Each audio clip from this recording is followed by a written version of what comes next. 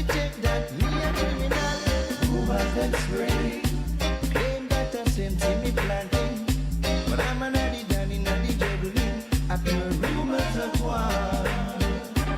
Rumors of war. A song like a singer the paper. Thank you very much, Mr. DJ.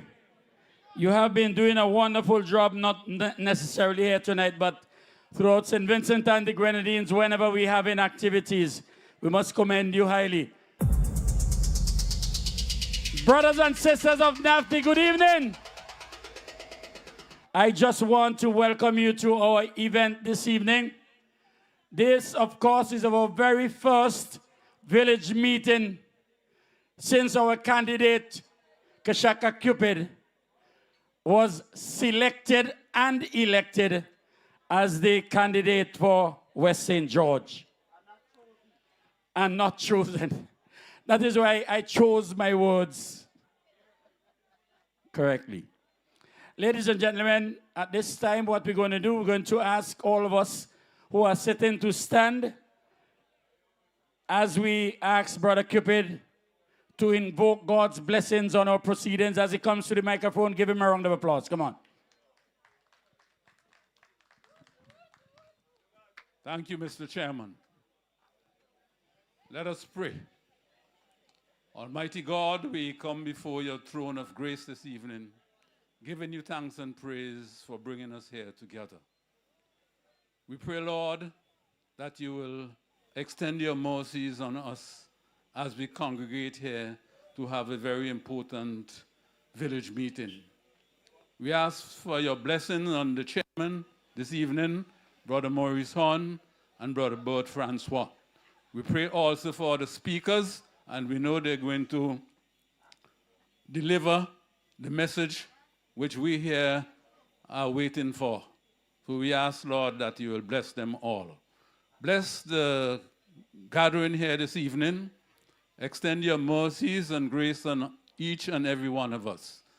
And we pray, Lord, that at the end of these presentations, your Holy Spirit will be affirmed. And so this evening, Lord, we bring this meeting to you and ask your blessings on all of us here this evening.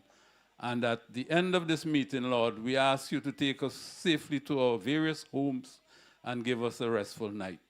And so we ask these mercies in no other name than that of your Son, Jesus Christ, our Lord. Amen. Thank you very much, Brother Cupid. Ladies and gentlemen, at this time, you will remain standing as we recognize the anthem of St. Vincent and the Grenadines.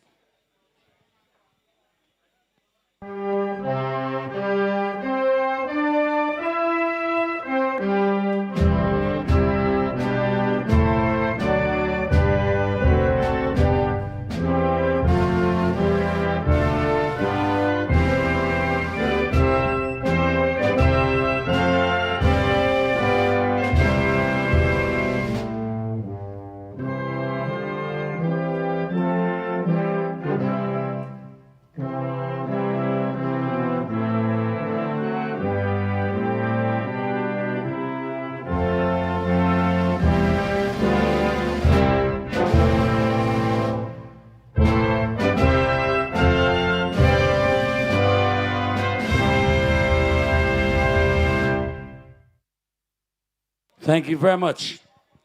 Once again, a pleasant evening to all of us. And good evening to all of you who are here with us to be all part of this, our very first village meeting in West St. George since our candidate has been selected and elected. A pleasant evening also to all those persons who are listening to us via our speakers and those who are listening to us on the different platforms around the world. We just want you to be part of our activity this evening like you have been doing for other activities.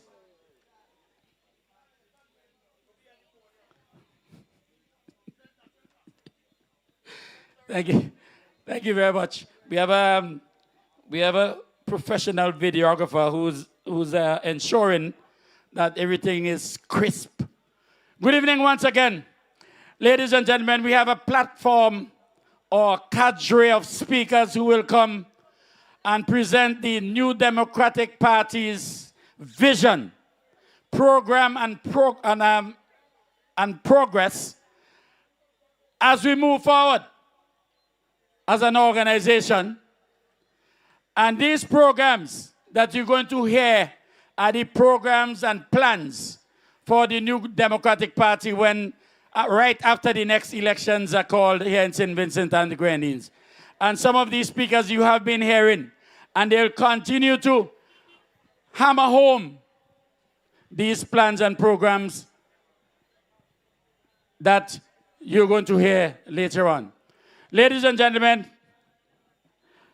it's kind of difficult for me alone to do this program because I've been doing it for quite a number of years.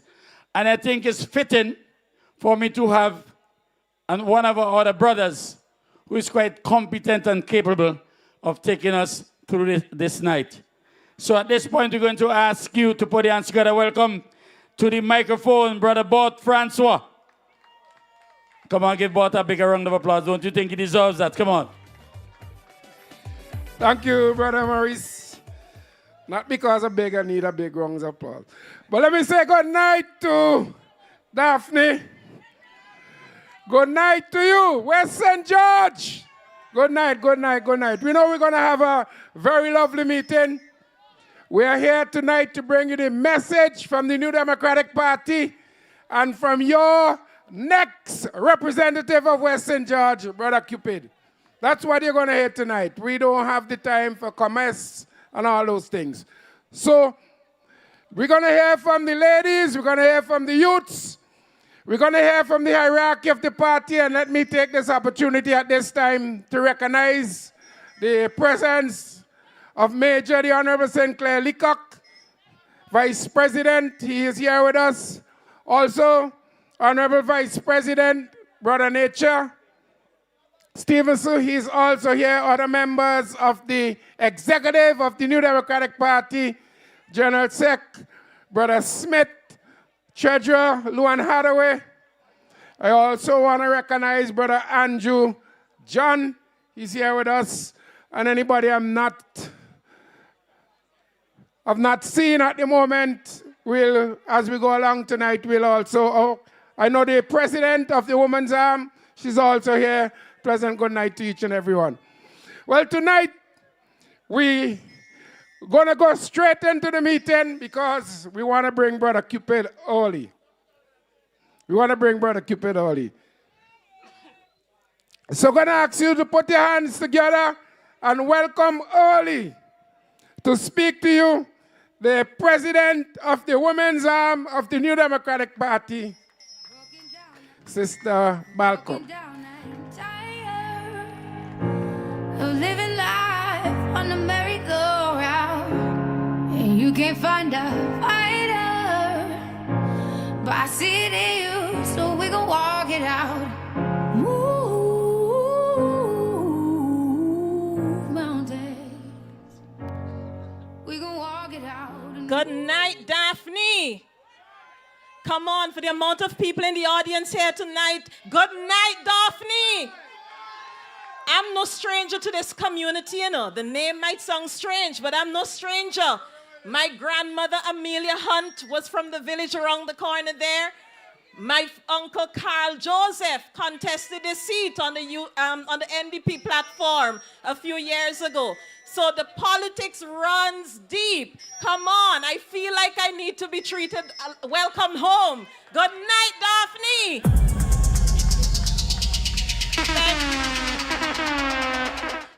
Thank you for that warm welcome. Good night, West St. George. Protocol already being established with our leaders and members of the executive that are present here tonight. Chivalry definitely is not dead in the New Democratic Party. As I said, ladies first, and I'm happy to take the first bat. Oh my. Now, Daphne.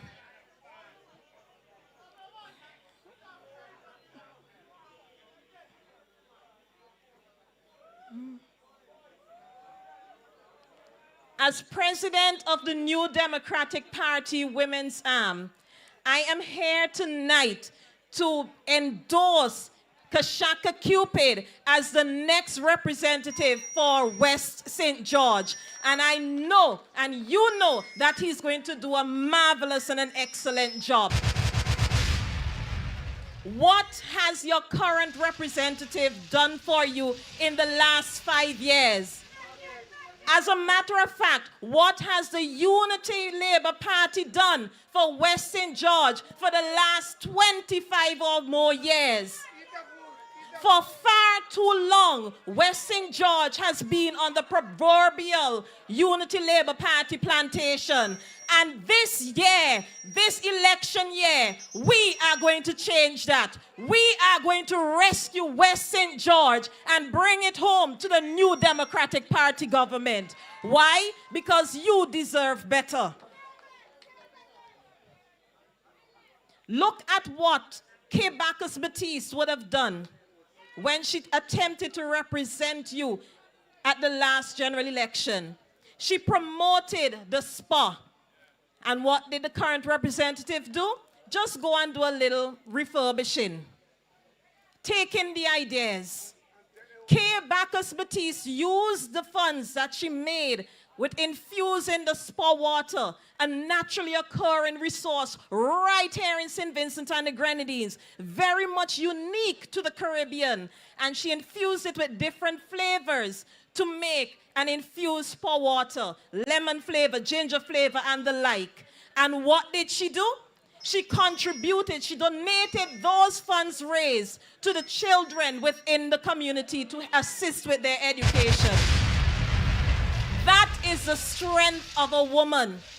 And Kashaka is not far behind in his aim to work better for the community of St. Vincent, of Daphne and West St. George. There is so much that can be done. Look right in front of us. This is a very popular area. And right there, the amount of potholes that you have to traverse. It is ridiculous. Is this the representative that you put there just to eat a food? You see what happens when you put people there just to eat a food? They show no interest in your well-being. It is time that you, the people of St. Vincent and the Grenadines, and in particular West St. George, take a stand. Kashaka is from your community. He grew up among you, as may be Mr. King as well. But the point is, you have seen what can be done and what has not been done for you under the Unity Labour Party government. You give them your own ratings. Kashaka Cupid, he has a lot in store for this community, and I would not sidestep him by delving into much of the matters, as I'm sure he would elaborate on his turn. But I am here pleading with you, my family. I'm sure many of you, the blood runs deep. I am here imploring to you to please make a difference. Make a difference in St. Vincent and the Grenadines. Do it for your community. Do it for yourself. And vote Kashaka Cupid as your next representative. Thank you and God bless.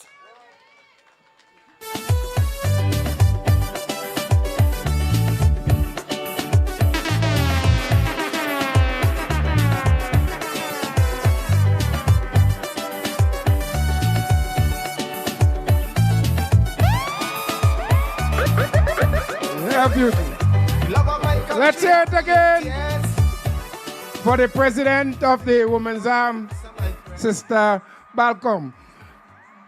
I want to stress, because a lot of things that's very important as we move forward, is that what the New Democratic Party can do for you, and this area is an area that had some of the best representative of New Democratic Party candidates in the past. And Mr. Cupid, Shaka will continue the good work that was here before. But most of all, we need you to go to the poll on election day. And I want to stress all the work and all the village meetings at the end of the day. I think I heard the major say by 11 o'clock. By 11 o'clock in the morning, all members, all supporters of the New Democratic Party, and all Vincentians who care about St. Vincent and the Grenadines should find themselves and cast the vote before 11 a.m. Let's get that clear, because we need to rescue St. Vincent and the Grenadines. We need to rescue St. Vincent and the Grenadines. And when we start, if you want to start from Tongue or you want to start from Leeward, West St. George must not be left behind. We're going down to celebrate too. And we're coming from South Windward also. And with Brother Teach out in South Windward, doing miracles. It took them a long time to try and find somebody to run against him. I'm not sure what the guy's name is. I think he's a John too. But the ultimate dictator decide and choose who he want to run, not who the people want to run. And the people of South Windward say, we want Andrew Teach John, and they got Andrew Teach John. And the people of West St. George, you're going to hear from Brother Teach tonight. So I want you to give a nice welcome to Andrew Teach John. Little boy.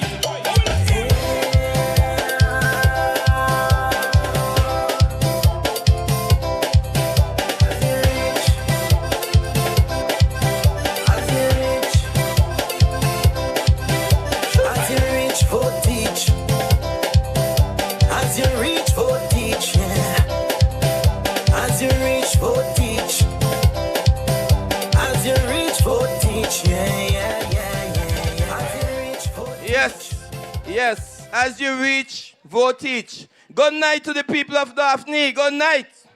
Good night. Yes, man, I'm really, really pleased to be back in Daphne.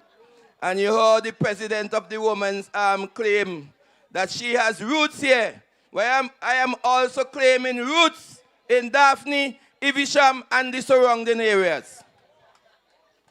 Right now, I have a brother here with me. Right, living here in Daphne.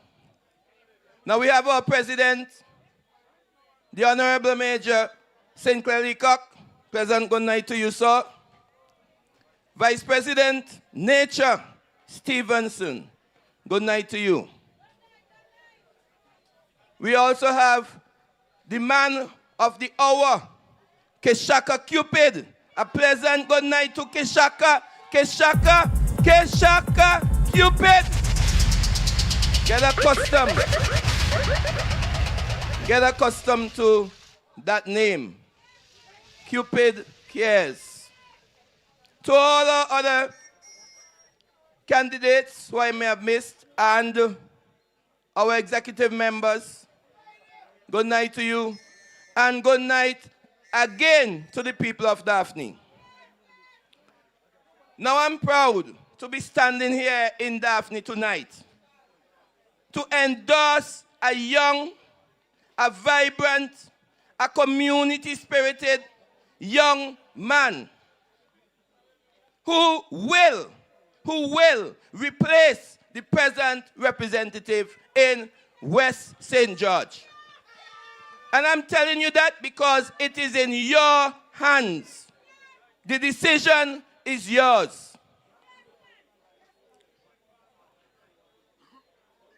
Now, I have worked as an educator for over 40 years. So when I tell you that we are going to get a change now, it is because I know, I have the feeling, I have the experience, and I'm telling you, there is going to be a change in the government of St. Vincent and the Grenadines come the next general election. And I will tell you why I say that. Now, in all my years of teaching, working with teachers, and then going on to work with the unions, I have never seen public servants treated in the way that this government has treated our people. Let me tell you, during the pandemic, the government, with its men, headed by the Prime Minister, decided that they are going to implement a mandate for the vaccine. Now, I know, because I've been there, I've been a witness to it.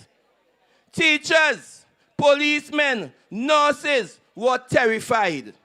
They trembled to take the vaccine. But they didn't have a choice.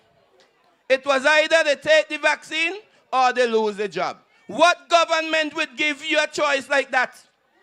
A government that you elected and put there to represent you. I am telling you, I saw teachers cry. Cried because they were fearful for their lives. Some of them are not with us today. But they had to make the decision. Many of them made the decision to take that vaccine because they knew they had children to feed. They knew they had their children to send to school. And so they said, okay, this is the lesser of the two evils. So I'm going to take it and I'm going to continue with my job. Many of them speak today of the regret they had in that decision, in taking that vaccine.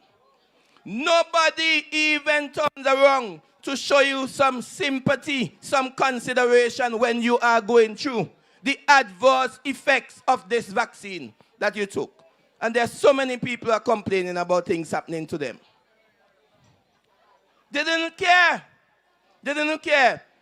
And they put it in such a way that you could not escape, whether you had religious reasons, whether you had medical reasons, you could not escape.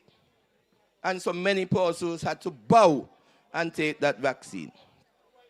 Now, why am I raising this point tonight? And I want you to pay close attention. Because as I said, I worked with the teachers union at the time this was implemented. And one of the strongest voices to ensure that people took that vaccine was your present representative right here in West St. George. When we as teachers begged him to talk to his prime minister, his leader, you know what he said? If they don't take it, there are consequences to pay. That man was speaking up at the time. And as my brother said, he was a man with union experience, with teachers' experience. And he stood there for years. People felt confident that he would represent them when the time came. But instead of that, he turned his back on the teachers. He turned his back on the policemen of this country. He turned his back on the nurses. And they must live to pay for that decision that they make. He spoke up and he said, take the vaccine or go home. You don't concern how you eat, how you feed your children. They don't care. But he was vocal and he was powerful then. But now, he's quiet. He's quiet now. Not coming to bully you now. You know why he's not coming to bully you? Because he realized he must beg for your vote. And I'm saying to you, hell no. No vote for him.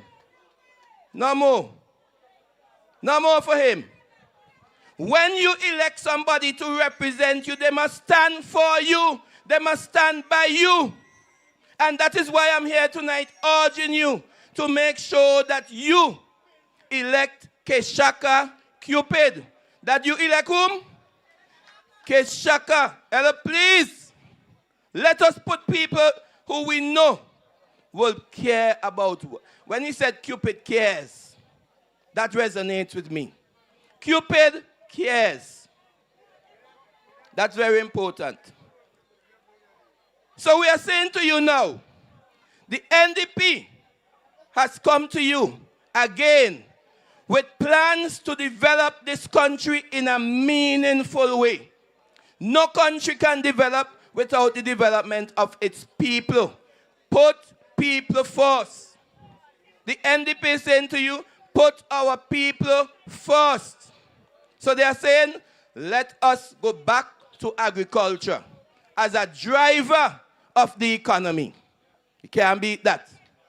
We are from Daphne, we are from Evisham, we are from surrounding areas, and we know the benefits of agriculture to our daily lives and the lives of our children.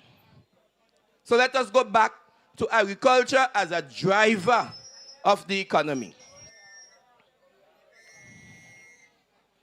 We have to enable our people to work. So we are saying to you, let us focus on the pillars of our development. So agriculture is one. Fisheries is another one. Right now we are paying up to $15 a pound for fish because they didn't bother to put a fleet in place for fishermen to go out there and fish. They didn't bother. $12. Well, I pay 15. It depends on what you are buying. So you may get some for 12. You'll get for 15. You'll get for 14. The price varies, but it is still high. Right? We are talking here about tourism. Building our tourism sector. Ensuring that our people can work. Make sure that your people are earning. You cannot develop a country without putting people to work. And so, when we in the NDP say to you, come out in the next general election and vote for the NDP, you know what we are saying to you? Vote for yourself and for your children's future. Vote for your children in this election. Vote for yourself. They are trying to hoodwink us into thinking that building something big is development. Development starts with the people. Development starts with you. So the people of Daphne, I am saying to you once again, you have a candidate from among you who you know you could talk to him. You know you could go to him. You know he will not turn his back on you. So, Kashaka Cupid is the man. Kashaka Cupid is the man. So when you go to the polls next election, in West St. George, vote Kashaka Cupid. In West St. George, vote Kashaka Cupid to ensure that we as a people move ahead. Now in South Windward, I am from South Windward, and I continue to urge our people in South Windward to stand with Andrew John, because you know Andrew John cares about you, and you know Andrew John is going to ensure that our people are put first. We don't put our children in a position where they become millionaires while people can't buy bread to eat. We have to ensure that all of us are on an equal playing field. With hard work, we will do well. So I'm not going to overstay my welcome. I don't want to spoil my relationship with the lovely people of Daphne and surrounding areas. I am glad that I am here, and I will continue wherever I go to endorse your candidate, Brother Kashaka Cupid. So thank you, ladies and gentlemen, for listening to me tonight.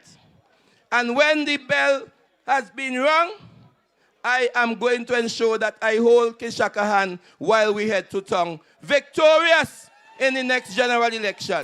So thank you very much, and you have a pleasant night, ladies and gentlemen. God bless you. We're not forcing you want to be again. Never. They want everything for themselves. Everything. They acting like SPG is theirs. But SPG belongs to we. But it is. It's ours. Ours. People, let me tell you something. Let me tell you. I don't like how labor moving. Every time they have all the big meetings. Let's put it together for brother Andrew Teach John, who is going to bring home South Windward seat. Safe, safe, safe. Last time, with all the sunset and everything, we didn't get South Windward. But this year, this election for sure, we get in South Windward. This election for sure. And in West St. George, and I want the people, listen to me, I hear Fuji been playing a song there. Persons in Daphne, Gome, Kelbody, welcome, Fenton, we're missing, Dalloway, Ashburton, well, Georgie Gotta, Bel-Air. When they come, Fuji, what they supposed to do? I don't like how labor moving. Every time they have all the big meetings. Only for big money they spending. Put them alone. While things in the country getting rough. Poor people. You gotta run them. I am appealing to every Vinci. Don't make labor party come back. You were saying in West St. George, run them. SVG getting too hard. All right, Fuji, all right. Thanks. You know, Teach spoke about the vaccine mandate and the fact that they had no sympathy, no empathy for the people of St. Vincent and the Grenadines, for the teachers and the civil servants and the police who lost the job. No sympathy. And you say they must pay a price, and the price must be at the polls. Don't make them come, run them. I'm telling you, they're sorry. Sorry is too late. Don't make them come and say they're sorry. And they didn't mean it. They meant every word of it. And they meant for the people of St. Vincent and the Grenadines and in West St. George to suffer. And they must suffer at your hands, at the polls, and ensure that Brother Cupid is elected the next representative of West St. George. Definitely. I want to also recognize, because Brother Bruce is here with us too. Brother Huggins from Central Leeward is also here with us. And one of the areas guarantee for sure that we're bringing home again and again and again, because nature have to take its course. And the people of South Leeward, from the days of Brother Jerry Scott come forward now, has always appreciate and realize that the New Democratic Party is a party that cares about people. Not about buildings, care about the well-being of the people of St. Vincent and the Grenadines.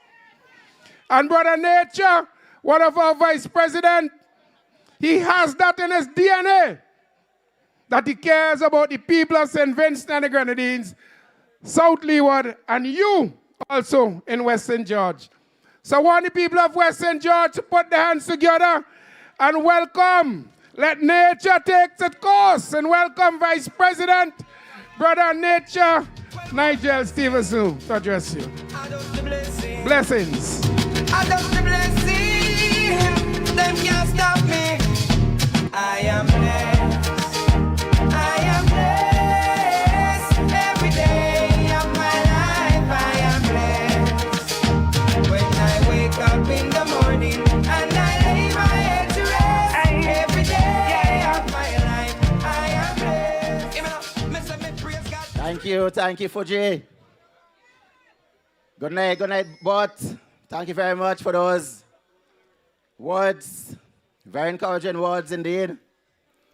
Let me say good night to Vice President Major Sinclair Leacock.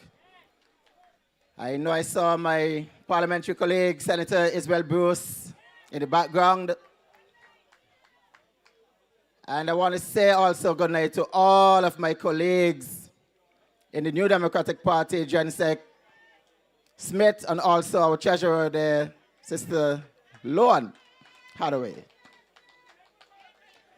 I see other members of the executive,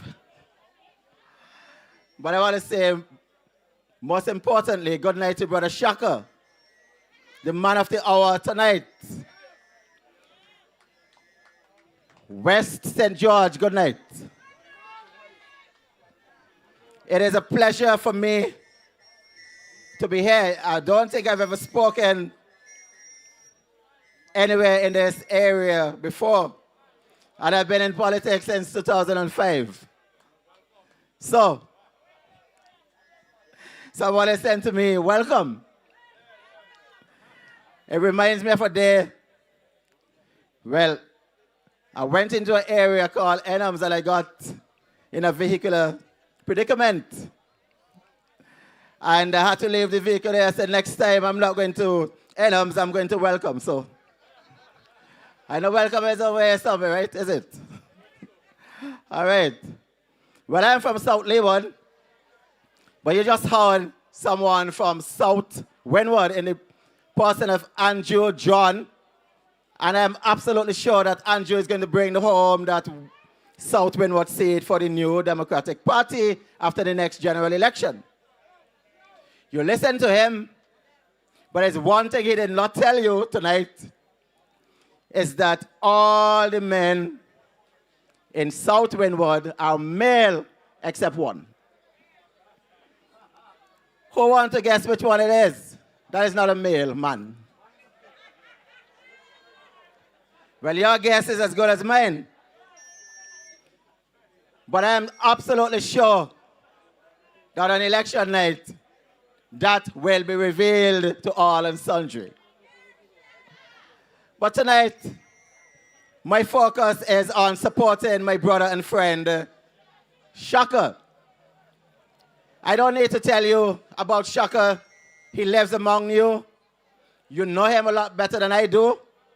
And you know for certain that Kashaka Cupid cares about the people of West St. George. We in the New Democratic Party, Party President Dr. Godwin Friday, and the rest of us have confidence in Shaka as our candidate and confidence in the fact that we know he will deliver for the people of West St. George. I want to speak to you very briefly about what Andrew mentioned earlier tonight, that vaccine mandate. And that's not getting away from us, you know, because we have never seen a more wicked act by any government anywhere across the Caribbean than the government of St. Vincent and the Grenadines, who put our people in a precarious position and said to them, you either take a vaccine or you go home. You take a vaccine or you go home. Now, which government is going to make its citizens or put their citizens in a position that they have to make that choice? Other governments in the Caribbean flex their muscle. But at the end of the day, not a single government said to their citizens, if you don't take this vaccine, then you cannot work, you cannot provide for your family, you cannot pay your bills, and you cannot pay your mortgage. It therefore means that a lot of people, the kind of stress that that decision put our people under, not just a financial strain, but a mental and psychological stress and pain that they have had to endure because of that wicked, draconian measure. And who was responsible for that? Ralph Gonsalves and his band of merry men. But I want to say, as I said to the people in Maho last night,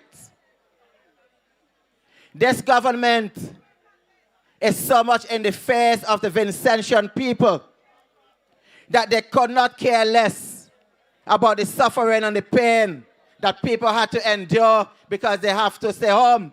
Not that they walk away from their jobs. Not that they abandon their jobs like they said. The people were willing to work. They simply said, we prefer not to take a vaccine that we are not sure about. That was it. And we think, any rational person will think, well, yes, they have a case because it is a vaccine that was not tested. But they mean that whatever they say, you must do. just like they're saying to their own supporters today, don't make me hear you grumble. Grumble after the election. But guess what? You know these conditions. Today, a young teacher was laid to rest. And the suspicion is he succumbed because he took one single jab of that vaccine. Where is he today? He gone to meet his maker. But where is the powers that be? They are still around, still asking you to support them. And if you want to go and support them again, who knows what is going to be next? That's the point I'm going to make now. Everybody's life is back to normal to some extent because nobody is wearing a mask here tonight. So nobody's fearful of the coronavirus anymore. So when they introduce the Public Health Emergency Act in the Parliament that caused our public servants to be fired, to lose their properties, their assets, and some of them lose their family and their lives because the stress alone taught them to meet their maker. This government doesn't care about that. You know what they have done? Having been taken to the court by the unions that represented the public servants, the unions won the case, and the government should have paid the public servants for the months that they have been out of work. But what happened? They appealed the matter, and what did the Prime Minister come to the public and say? He said, I rely on the advice of the Attorney General. What was the advice of the Attorney General? Not to pay the public servants. Not to pay the public servants, because if you pay them and you appeal the case and the case goes against them, they will not be in a position to pay you back. Now the question that we must ask ourselves, these are people who were walking before. These are people who had some financial backing. They were earning an income. So if you fire them because they did not choose to take a vaccine and they don't have money to pay back, who is responsible for that? It is the government of today.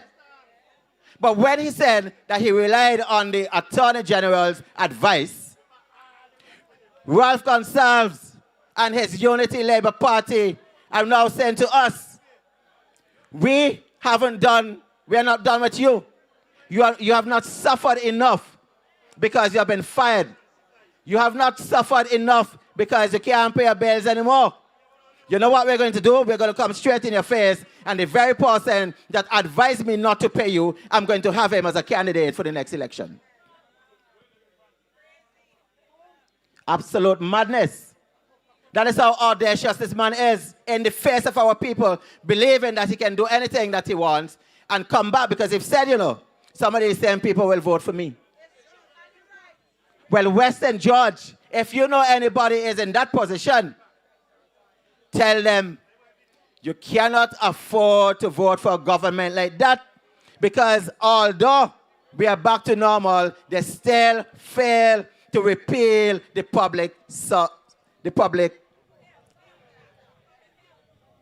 what's the name of the act again? Public Health Emergency Act. Why isn't that off the book? He is putting it up there just in case they win again and something were to happen, you will feel his hand again. So I'm saying to you, Western George, you cannot allow to make that mistake and vote for anyone who is coming up as a candidate for the Unity Labour Party. And guess what? Anyone in the person of, somebody said, eat a food. Somebody said, eat a food. But this individual's sister was also fired because of this vaccine mandate. And he couldn't stand up for his sister. So if somebody cannot, somebody who is a minister of government can't or don't have the... Andrew, where Andrew is? If you have a male or a man who's... Well, he can't be a male man. He is a bossless man if you can't stand up for your own sister. Went to the parliament and agreed with the prime minister that the action of the prime minister was just. Well, I'm saying to you, you go to the polls whenever the election is called and do one task. Go and vote for Kashaka Cupid and all the wrong that was made by the Unity Labour Party, all the atrocity that was committed upon the people of West St. George and the New Democratic Party, that will be totally gone on election day. But we want you to start in West St. George by going to the polls very early and cast your vote for Kashaka Cupid. That's the only way you can free yourself from the shadow of what Ralph Gonsalves can do to our people again. We need to go and obliterate them completely, wipe them out at the polls, so that they would never be able to come back and commit any atrocity on the people of St. Vincent and the Grenadines. My friends, I look at the plane facility there, and I look at your roads. I came, I saw, and I come again. I was here with Kashaka Cupid. I walk all over this place with him. And I see some road. Well, I thought roads in South Leeward were bad. Ashburton is worse. Well, boy, we have to get a worse road competition in St. Vincent. And it is an absolute shame that we have to have a contest to see which village has the worst road. Because after 25 years, and this government can't even fix the road, would they be able to fix the economy of this country? No wonder there are so many people who are unemployed. You look around, there's so many young people who are looking for jobs and can't find jobs. But you have people in our country associated with a particular family in politics who have never worked a single day in their life and are boasting that they are millionaires. Well, boy, I don't know if it's 1, 2, 3, but how could one family be so rich? How can one family be so rich and the masses catching hell? We have to correct that, West St. George. We have to correct that. You can't have a political family that is living off the strength and the work, the hard work of the ordinary man and woman, and you can't pay your light bill. That cannot be just. It has to change. And the change starts right here in West St. George. If you want to have better infrastructure, if you want your roads to be better, you have to go out and vote overwhelmingly for Kashaka Cupid. You look at your playing fields, your little facilities here. They need to be upgraded. And what we will do in the New Democratic Party, we will make sure that a facility like that one you have over there is properly lit so that you can go and play your sports in the night. And before I leave you, I know a lot of you are farmers. What happens to your feeder roads? If they can't fix the main road, I can imagine the condition of the roads heading or leading to your mountains. The New Democratic Party will place a very high premium on farming. We look at it as very important because it forms the basis of the way of life of so many people right here in West St. George.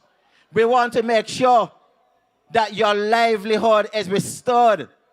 So if you're dependent on agriculture, we want to make sure that, one, you have easier access to your farmlands so that you can carry up your farming implements.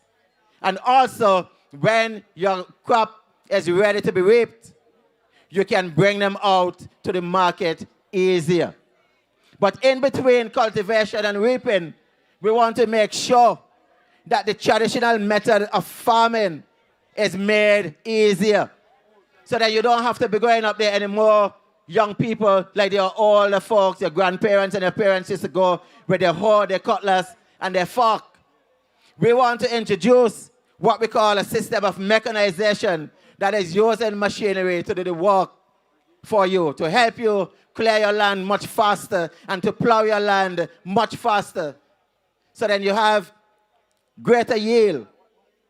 Because we can't encourage young people to go to the mountain to farm and walk with a hoe on their shoulder anymore. We have to make it easier for them. We have to have a system where they look at farming as a business so that you would be empowered, so that you would be able to take care of your family once again. My friends, agriculture is in dire straits simply because this government doesn't care about your quality of life. They don't care about your standard of living. They believe that if you are bona fide farmers and you're doing well, you will have enough money in your pocket and they will not be able to come and try to bribe you with their lumber and their galvanize. So it is not in their interest to make sure that you are in a position to acquire wealth. They want to take that away from you so that you would always go and beg them. But I'm saying to you, enough of that. We have had 25 years of begging, creating that environment of beggars. We don't want that anymore. We want to regain and retain our independence, our economic independence. And that can only be done, West St. George, when you vote for Kashaka Cupid and the New Democratic Party. So as I leave you, I urge you to get registered, you young people. If you are 18, go and get registered. If you know any family member whose ID card run out, go and get them registered. It is better to do it now than when it comes closer to the election, because closer to the election, everybody's running to the registering center, and a lot of people are going to get frustrated because of the amount of people. Go now, get it done, sacrifice now, because your vote is your voice. Your vote is an investment into your future and your children's future. For a brighter future, you have to vote Shaka and the New Democratic Party. West St. George, thank you very much and good night. Yeah. I'm searching for a better way. I'm searching for a better day. Trying to keep my feet on the right road, yes. Searching for a better day. Hey. Yes, yes, yes. Let's hear it from Vice President, Brother Nature. You know, Nature is speaking about the roads. And I came up here several times this week to look at football and I feel, but I had to go through the road and there's an area there like the Beckwith Channel. And the competition to see which constituency have the worst road, I don't want any part of that. Because it's either everybody come first or everybody come last. Because it's going to be difficult to decide which constituency have the worst road. But what we need to do is get rid of them and we'll have a competition to see which constituency have the best road. Because under the New Democratic Party, the infrastructure development in St. Vincent and the Grenadines will take place. The farmers will get their feeder roads to go to their land so that they can walk and agriculture will progress. We need those. And the young people here, see that playing field down there? Just imagine when light on that field. And just imagine those of you with a little ice box and a little tray down by that field selling something, relaxing on a Friday night like how you here now. You know, the dream is nice, you know, under the New Democratic Party. The future is bright and we must have hope and we must look forward to better days because we have suffered long enough. We have suffered long enough. And one of the pillars of development under the New Democratic Party will definitely be agriculture. And the farmers of St. Vincent and the Grenadines can rest assured that under the New Democratic Party, agriculture will be taken care of. South Central Windward, Brother Bruce, and very powerful speaker and a man that has agriculture to his heart. He's not just speaking. Well, I noticed the other guy out there, he get a little, how we just put it? You know when your father go when he leave the keys for the car for you, and you up and down all over the place. Because they gave him a little acting role, and every minute he up and down like he enjoying life. Well, we can't grudge him because they're running out of time. Because Brother Israel Bruce is going to definitely take that constituency.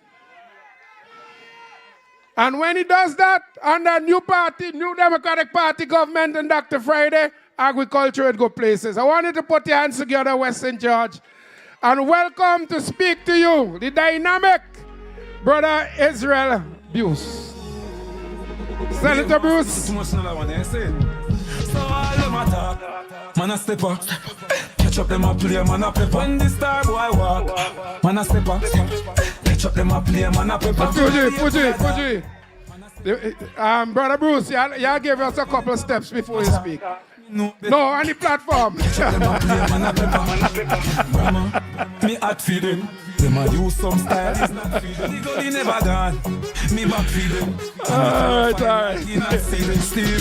Them change up, me no want see them. Me a look and can't see them. This whole world want me a the back see them. Tell them pass me them. Tell ask me them. So all them attack. Man a step up. Catch up them a play, man a pepper. When the star boy walk, man a step up. Catch up them a play, man a pepper. Low.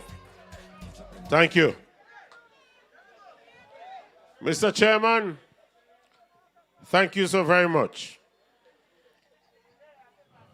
Honorable Vice Presidents Leacock and Stevenson, my colleagues from the executive of the party, good night. Other members of parliament who are here tonight, good night.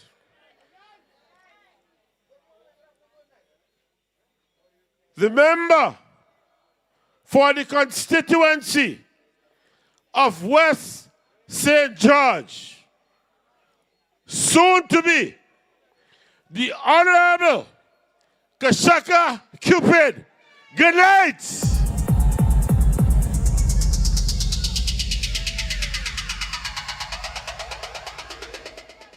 My friends, it is indeed my distinct pleasure to be here with you tonight in the West St. George.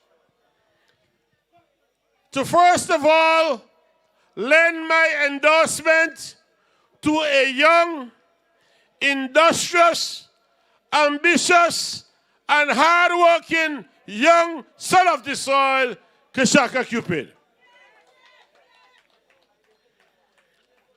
One of the things I can tell you before I get into the substance of my presentation tonight is that Kashaka has been eating his own food for a long time.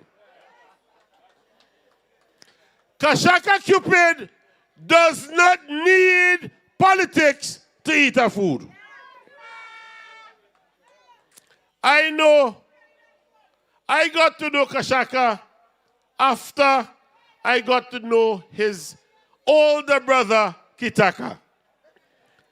Kitaka and I went to the Teachers College together, and he introduced me to his humble giant of a father, his beautiful but dignified mother, his lovely sister, and thereafter his junior brother, Kashaka. West St. George, you have before you an opportunity to make a decision between expiration and opportunities. You have an opportunity to make a decision about your future and your past. Because your choices, or your choice, is Kashaka Cupid, who is your future, and somebody else who is your past. Your choice is between Kashaka Cupid, who is your hope, and somebody else who is your expiration. So hear me tonight, West St. George. I have had a number of discussions with the young, energetic, flamboyant, committed, caring. You heard that word I just used? Caring. Caring. Caring. Caring. DJ, you're not playing with me. Caring. Because Cupid cares.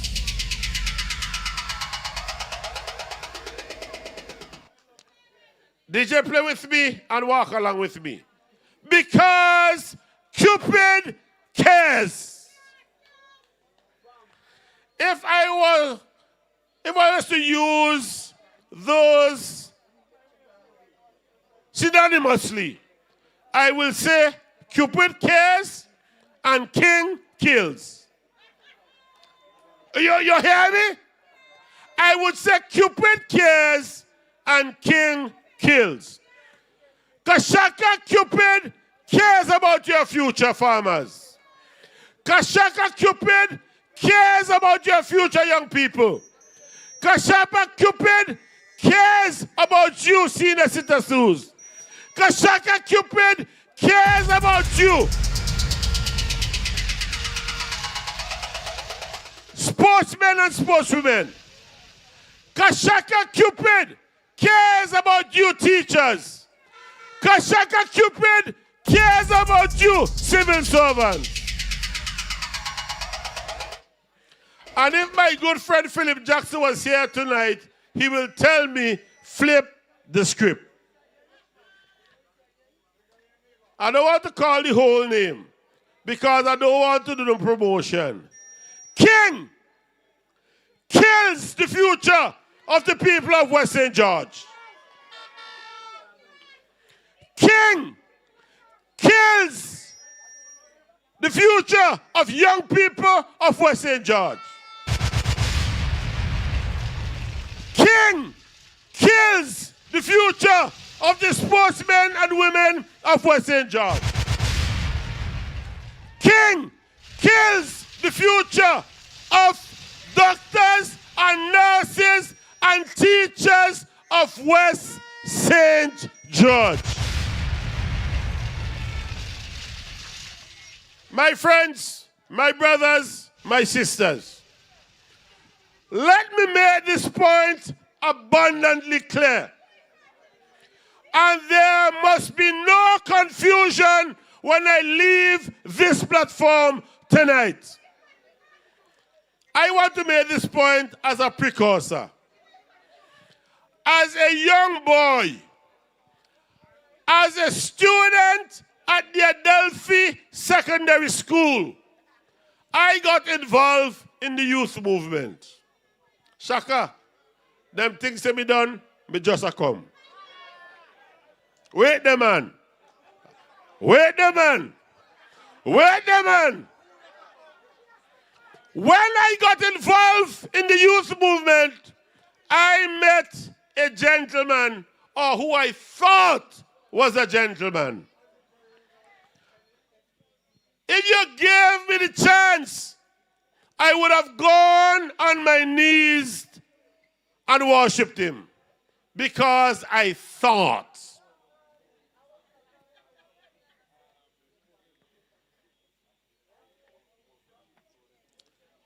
If you give me the opportunity, I will roll back those years, time and time and time again, back to where they rightfully belong.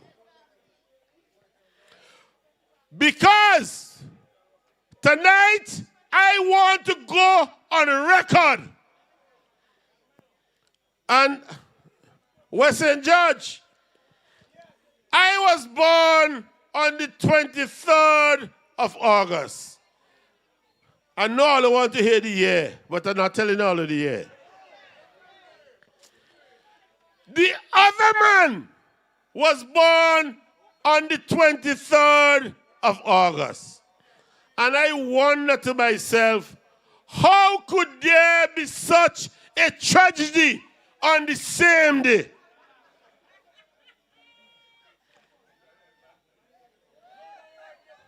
Because I represent a team that cares for the people of St. George.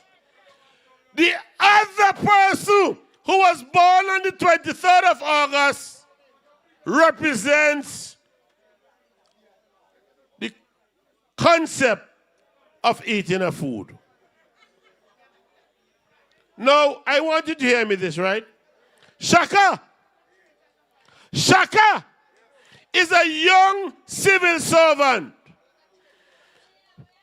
I don't care about the traitors, because I'm going to talk to them tonight. Shaka has put his life and his future on the line for West St. George.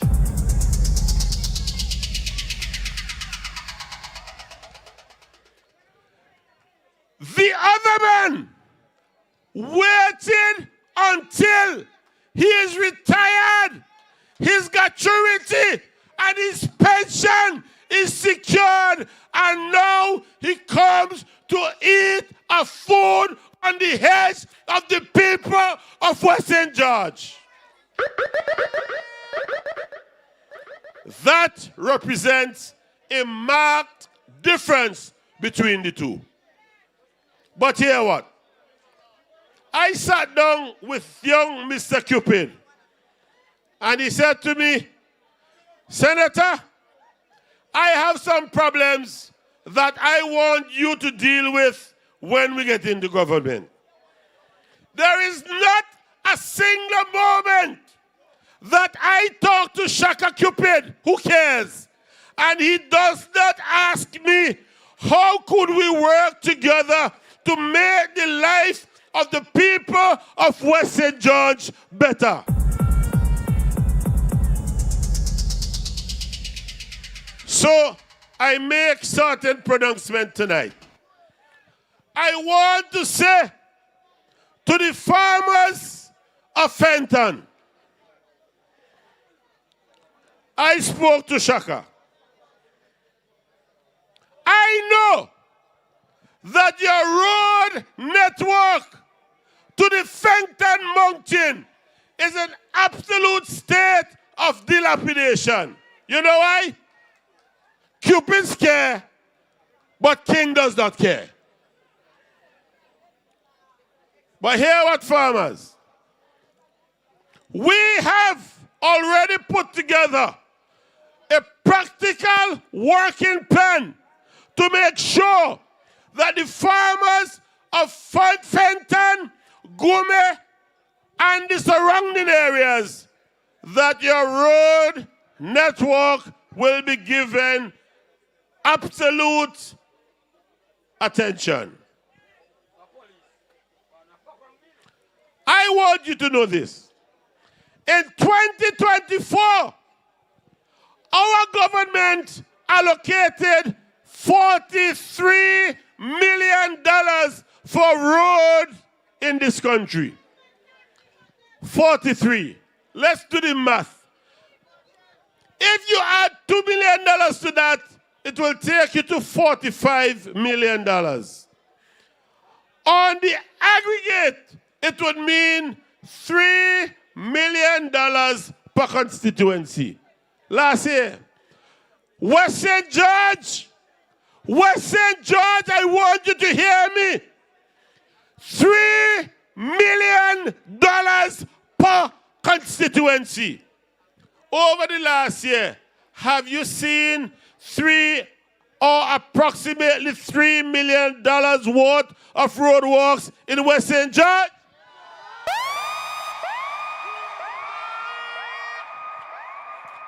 Remember, there are some people on the live who are listening to us. West St. George, over the last year, have you seen close to $3 million worth of roadworks in West St. George?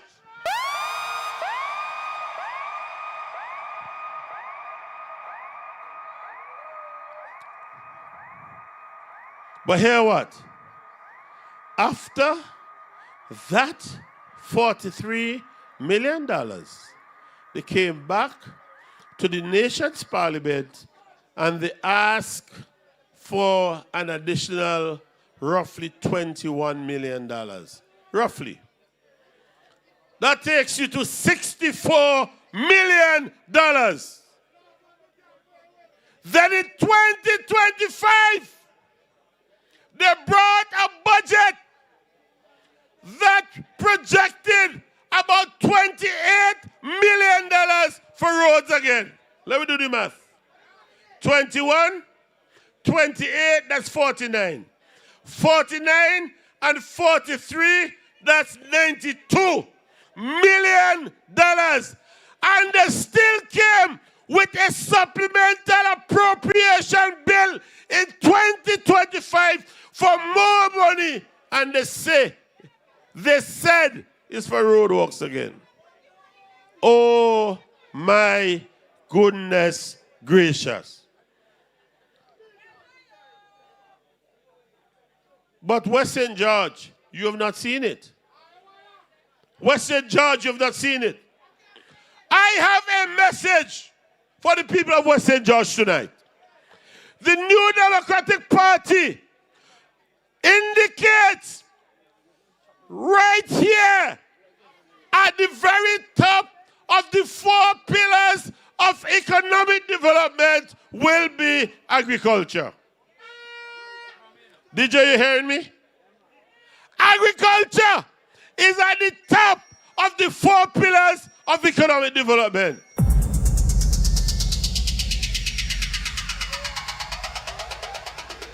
So I say to West St. George, under a new Democratic Party government and under the distinguished leadership of your humble servant, West St. George farmers' help is on the way.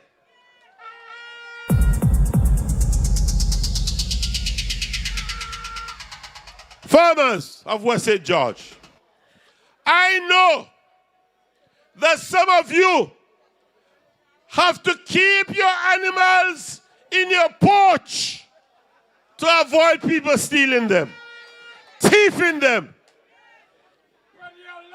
Some of you don't want to tell us, but I know that some of you have to slip your animals into your living room to avoid the thieves. But I have a message tonight. Shaka, where is Shaka? Shaka has asked me. He said, Senator Bruce, I want you to continue to work for the people of West St. George.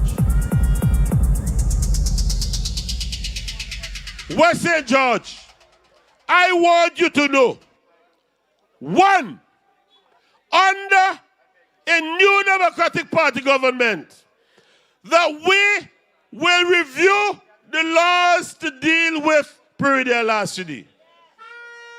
Farmers, NDP is to your rescue.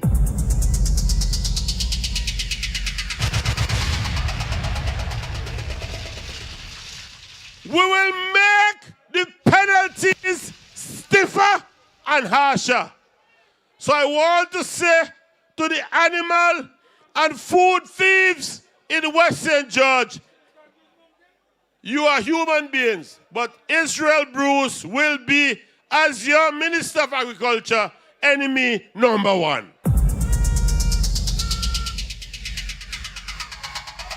Leave the farmers of West St. George to earn from their hard work.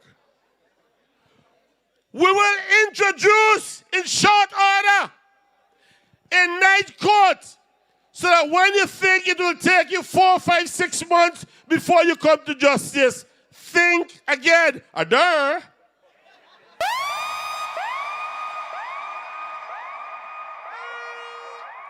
So if your thief, people, plants, crops, and animals today, you will be prosecuted tomorrow. So give the farmers of West St. George a fair chance. Farmers of West St. George, I know, we know in the NDP that you need markets for your produce. There are some people, I'm not calling their names because their names are not worthy to be mentioned here tonight. But they are lazy can be. And they are as lie can be. I did not call nobody Laibutu. But they're doing nothing to make sure that you have a market for your produce. About 3 weeks ago, I was in a particular country. I sat down and I spoke to a supermarket operator, owner, and manager. And my conversation was, how can I get the produce of farmers of West St. George to come into your supermarket so that they can get the best price for their produce?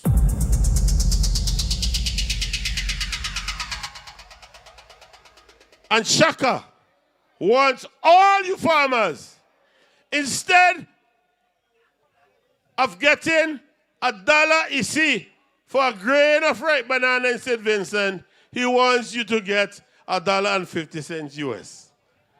You hear what I'm telling all you? So Shaka, every night he goes to bed, he thinks about how to make life better for the people of West St. George because Cupid cares.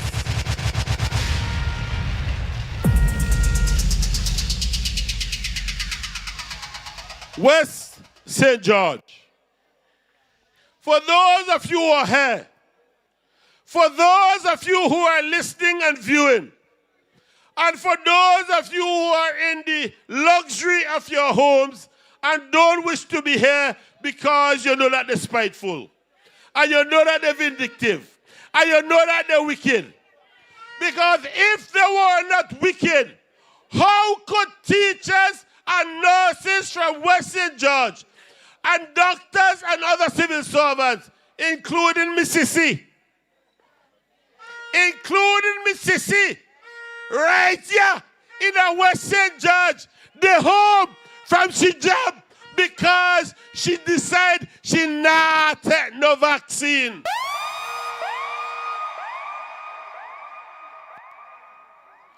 One, I'm going to close now.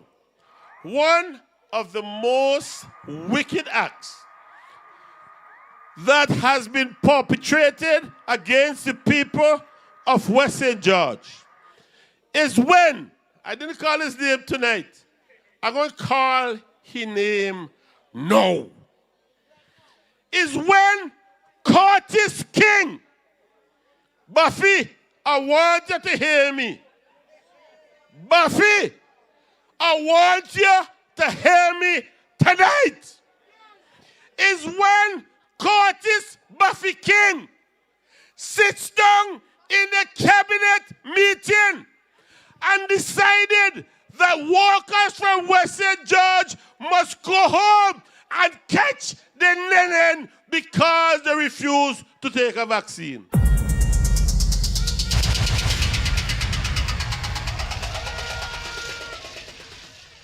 My friends, West St. George, Buffy could have put up his hand in cabinet meeting and said, PM, hear my position. If they don't want to take the vaccine, ask them to take no pay leave. So they could go home. 2 months, 3 months, 4 months, but they will not be paid. And they would have gone home and not be paid.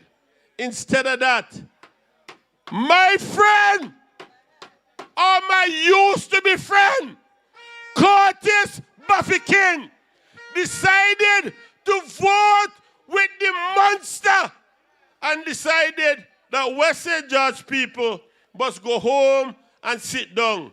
Can't pay the mortgage, so bank will take back the home. Can't find money to support the picnic with their university, so the picnic must come home. And he decided that he was happy with that. But you know why? Buffy don't retire. And he want, no stop say eat a food now. He want never food.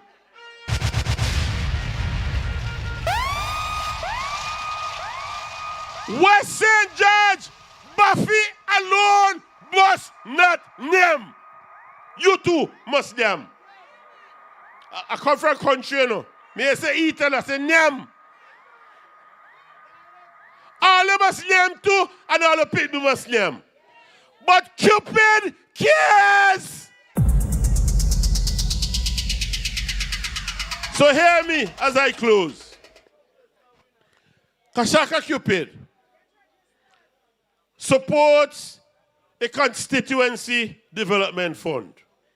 When things are happening in West St. George and in Daphne and Belair and Gume and Ashburton and Fenton and George Gota, I sound like I'm running up here. When those things are happening in your constituency, Cupid must be able to fix them, but he must account to central government for the monies that we give to him. You hear me? So when your back wall break down, give Shaka a chance to fix your back wall. We don't have to run to Friday. All Shaka has to do is to tell the government treasury, bring receipts and show us how you spend the taxpayers' money. Constituency Development Fund. When you drain block and water running into your yard, Shaka must be able to find 3-4 young men and say, clean the drain and send the bill to government, and the government know how Shaka spend the money.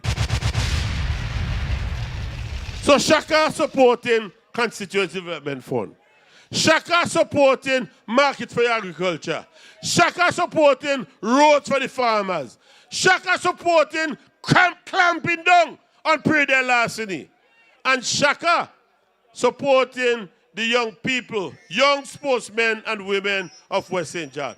West St. George, you have a champion. Shaka come. Shaka come. West St. George,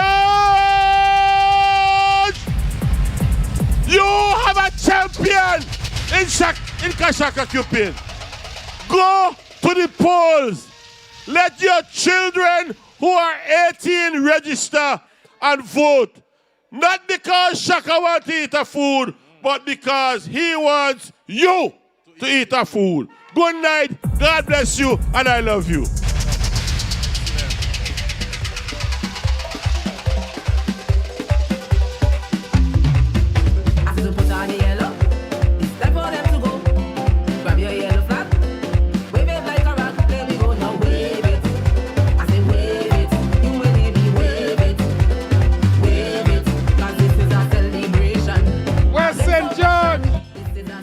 West St. George.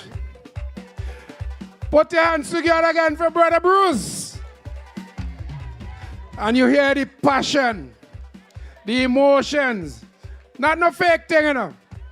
The real deal when it comes to the New Democratic Party. And I think we need to cool down a bit after the presentation by Brother Bruce. So, Fuji, give us a couple of music and then we'll come back and continue in a minute. To put on the yellow, it's time for them to go.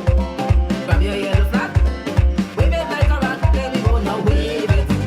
I say wave it, you will hear me wave it, cause this is a celebration against oppression. This is a celebration.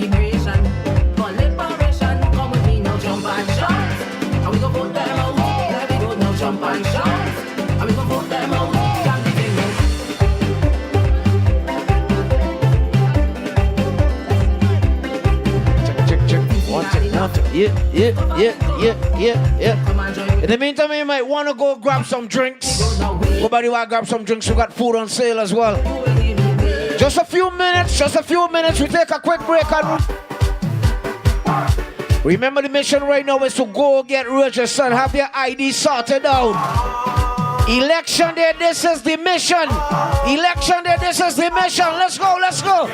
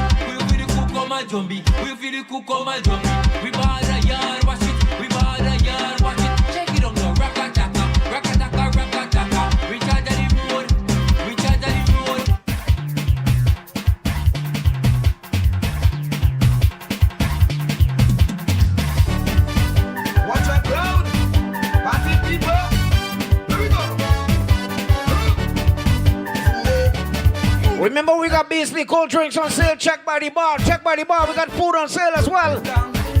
Remember, Cupid cares. West St. George, make sure you're ready. We don't want no fuss and fight. All we want is to unite. With a king inside me hand. We don't want no confusion. Right now I come to give instructions. Big up all the other constituencies representing inside West St. George tonight. Welcome everybody. Right now is Raise it up, man. Raise it up, man. Push your bang bang, jump and wave and juke and juke and follow me. Rock in the air. Follow me. Wave everywhere. Follow me. Show your motion, jam and jam and jam and jam. Move it,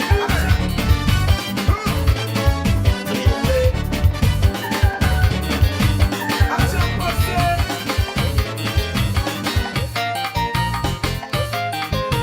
Are you feeling the heat? What do you boys do? What do you girls do?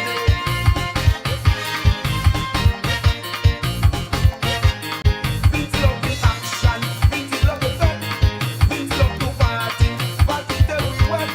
See we on the highway, we getting on bad. Who ain't wearing jersey? They waving a rag. Wind up your waist, wind up the place. Just join the line and move in time. No! Point your finger to the sky. Point your finger to the sky. Point your finger very high. Point your finger very high. Throw your rags up in the air. Throw your rags up in the air. Now it's time to push your rep. Now it's time to push your rep. And push, push back, just push, push back and push. remember Saturday 27th September, we're heading inside NDP headquarters. Get yourselves ready. If you love back in time party, we got you covered. September 27th inside NDP headquarters. Get ready, ready, ready, ready. Link up with Kashaka and get the tickets them, all right? You do chop my eyes with your home seat. Oh, you look so fine, so pretty girl. You to me, step by step. You and me, one on one. Grind it, grind it. Turn the home seat, swing the home seat. Come baby, grind it, grind it. Turn the home seat, swing the home seat.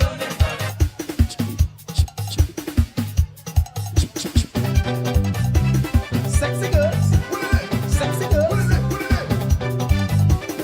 Ladies in the short, short pants. This is time to misbehave. Come inside this party jam. Thank you. Thank you, Fuji. You want it best. Trust me. Ladies and gentlemen, you know, I must, and I know you're going to do that too. We must empathize with the drivers who, in this part of St. Vincent and the Grenadines, commute between Top Gome and Kingston. You know, it's the first road I have ever seen. We have to drive on one side of the road, whether they're going down or coming up. Now, tell me if you have ever gone through any other village in St. Vincent and the Grenadines where it rode so bad. I have never seen that, honestly. And one of the things that Shaka said is that infrastructure is one of his primary concerns, and roads are one of his concerns. Ladies and gentlemen, I noticed for the whole night that persons have been embarking and letting you know how rough the vaccine mandate was as it relates to persons who are in the system. And one such person who experienced this mandate, I'm going to come and talk to you just now. Let me show you something. You know, the Prime Minister, who is the lead person in Parliament, you know, when you check on the document that they carry to Parliament to make sure that persons stay home or get fired, you know his signature is on none of them. You know, when they go by the schools, they say it's the minister. The minister is the person who's going to send you home. I ain't say that. I didn't say that. And you know who is the minister who's sending home all the teachers? When this man who gonna come to talk to you, you'll find out which minister we're talking about. Ladies and gentlemen, at this point, we're going to ask the man who's going to take Central Leeward by storm, who's going to be the next parliamentary representative for Central Leeward. He's here with us. Give Conroy Huggins a round of applause, please. Come on.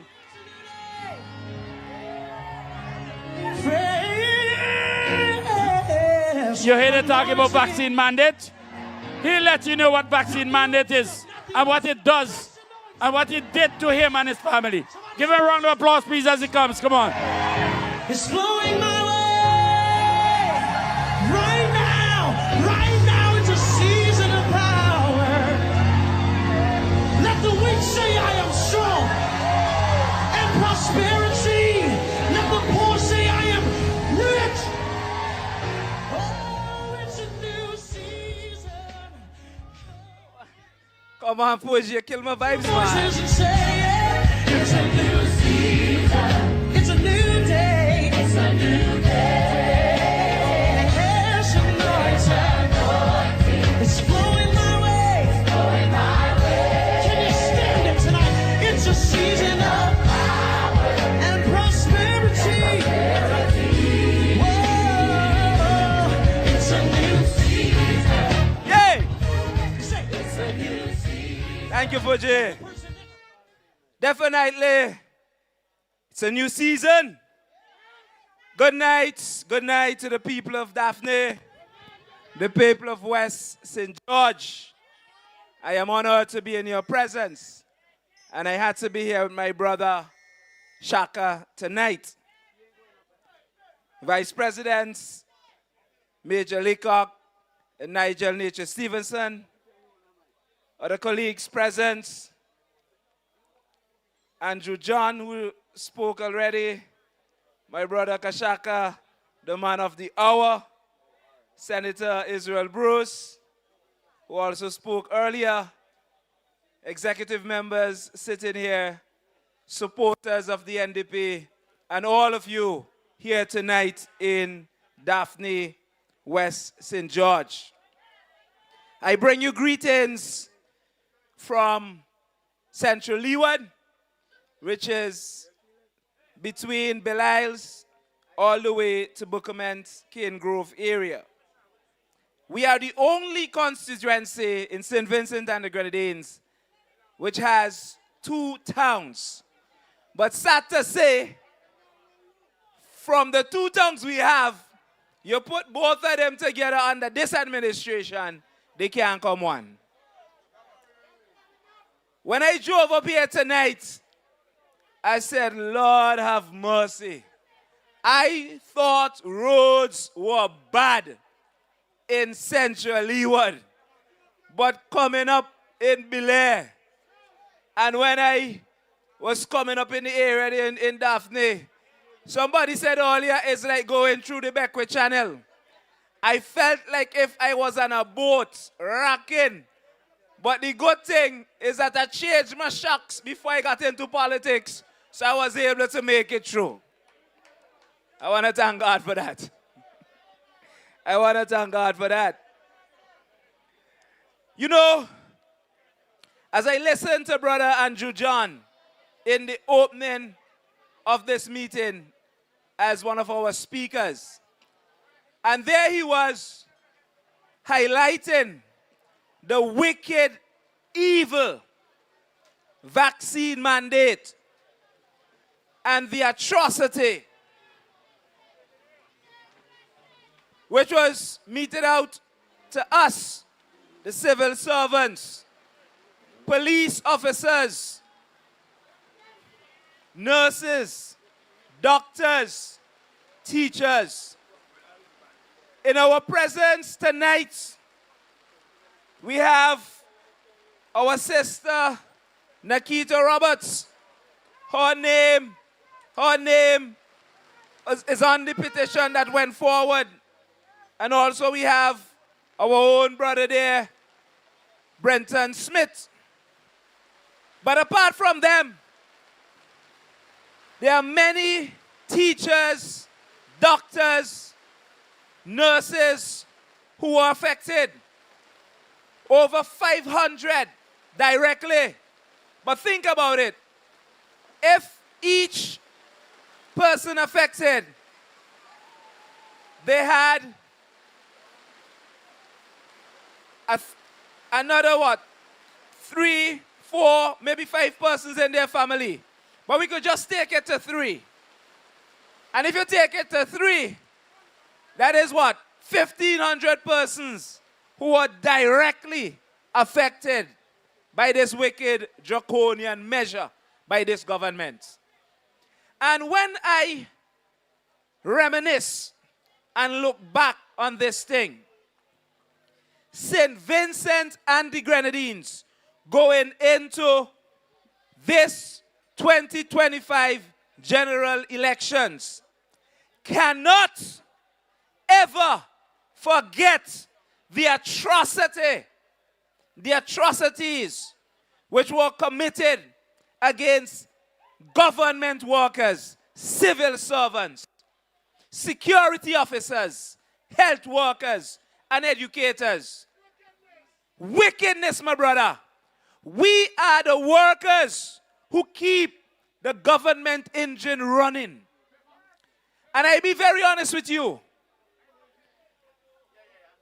I never had a problem with anyone who made a decision and they made their own choice to take the COVID experimental injection. I had no problem with that. My problem was, do not force something on me. And do not force something on the people of St. Vincent and the Grenadines. Do you know, of all the nations in the world during the period of the pandemic, some people will tell you it was a plandemic, but during that period, our government is the only one that went as far as this government went. The only one in the entire world. Others threatened and pulled back. Others enforced and they pulled back. But this one, after saying prior to the 2020 elections that they were not going down the road of forced vaccination because it was a concern of civil servants. After the 2020 elections in November, then came November 19th or 21, thereabout. In 2021, they're saying to us that you have to. Have to. And there were those of us who decided, no way, because our bodily integrity remained intact. At the time, I was a graduate teacher at the West St.GEORGE Secondary School. And I have to give you my story because I think it is important. Because after you hear me speak on this matter today, and those watching by internet, and you will get it after in reels and what have you, St. Vincent and the Grenadines must vote overwhelmingly for the New Democratic Party as the alternative and the only alternative present today to take us forward. I was a graduate teacher at West St.GEORGE at the time with over 15 years experience in teaching. I received my letter. My letter was dated, I think, the 13th of December, 2021. But I received it in the first week of January, 2022. And listen to the stupidity of this letter. They wrote me to say to me, I have abandoned my job and have therefore deemed to have resigned. And the letter was presented to me in the principal's office. Now that makes sense to you? A man resigned the work and he is on the job. It shows you how crazy these people were during that period of time. But that's not the worst part, you know. Listen to the worst part carefully. The current area representative right now, who is presently the junior minister of education, but at the time when the mandate was passed, he was the minister of education.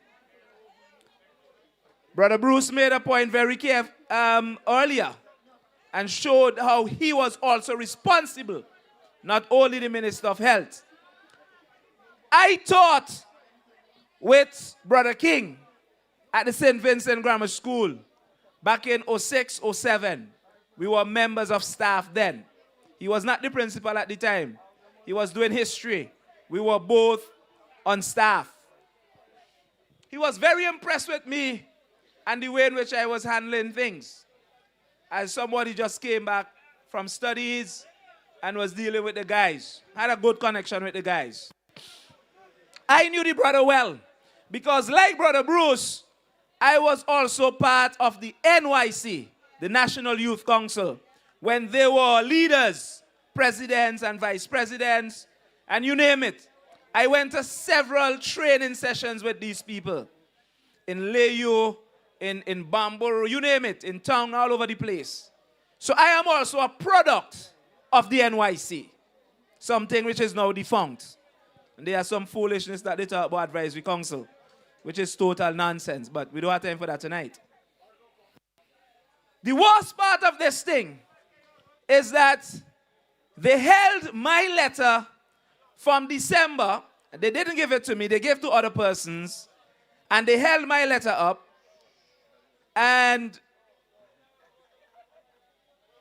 while I was at the school, ministry officials called to ask if I was still coming there. I showed up to work all the time because I was a very committed worker and I was a very good teacher.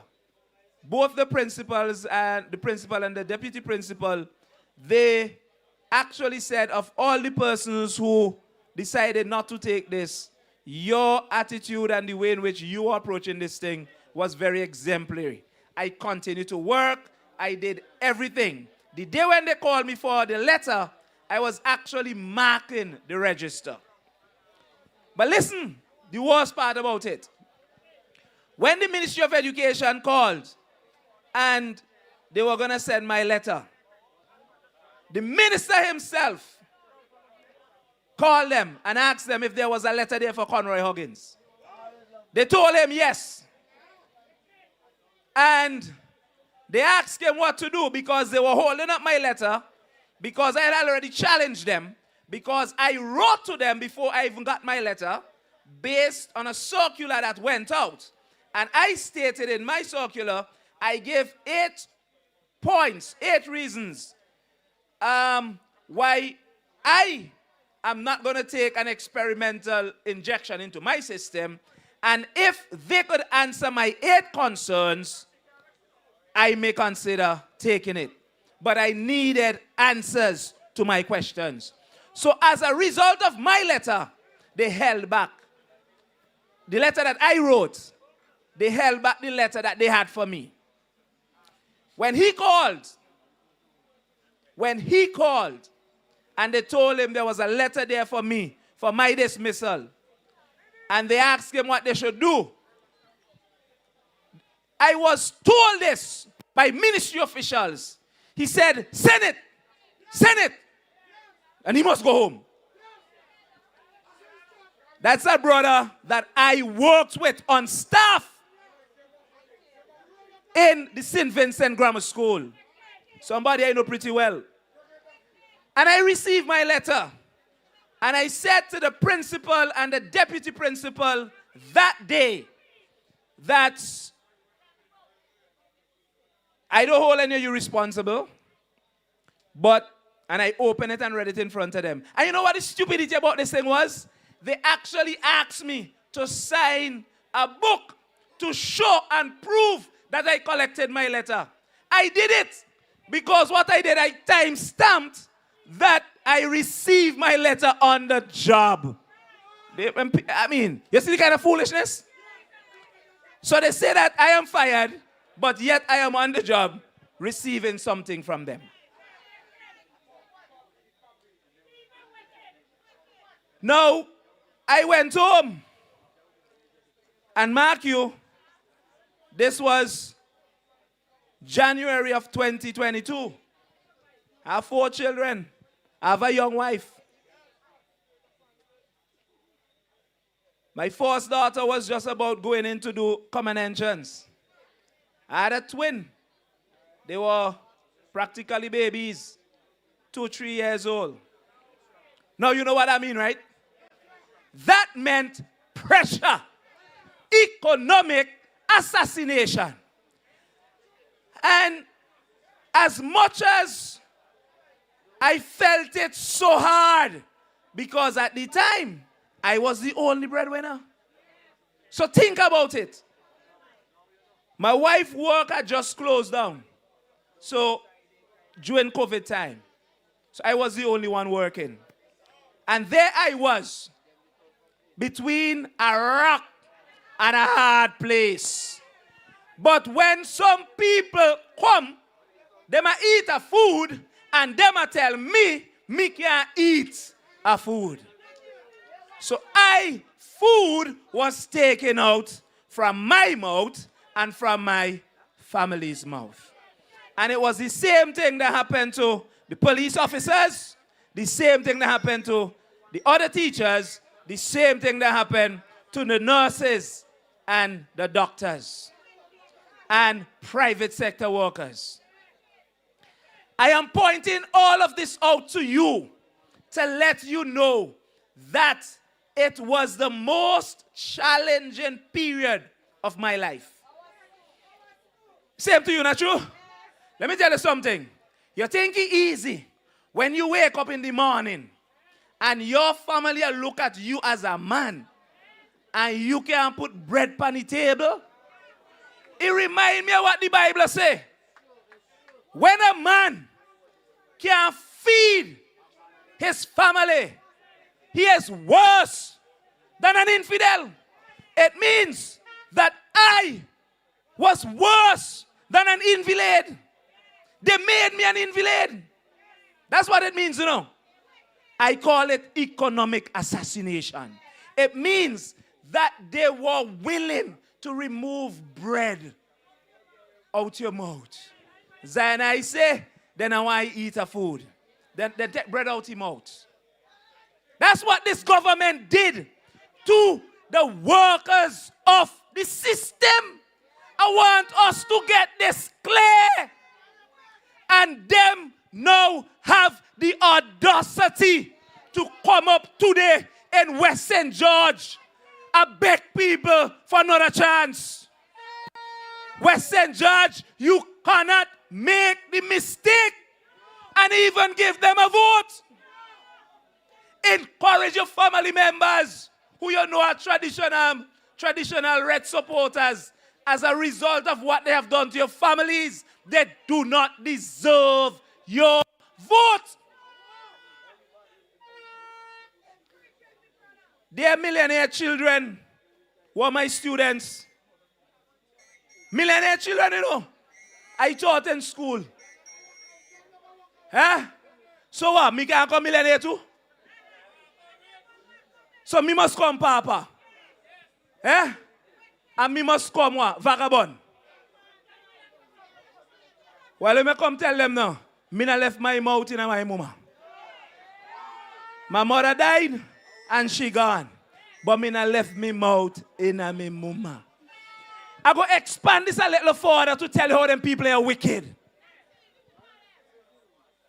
That same year, 2022, because of my training and skill sets, I was able to find another job by a foreign entity right here in St. Vincent. Let me tell you, God good, you know.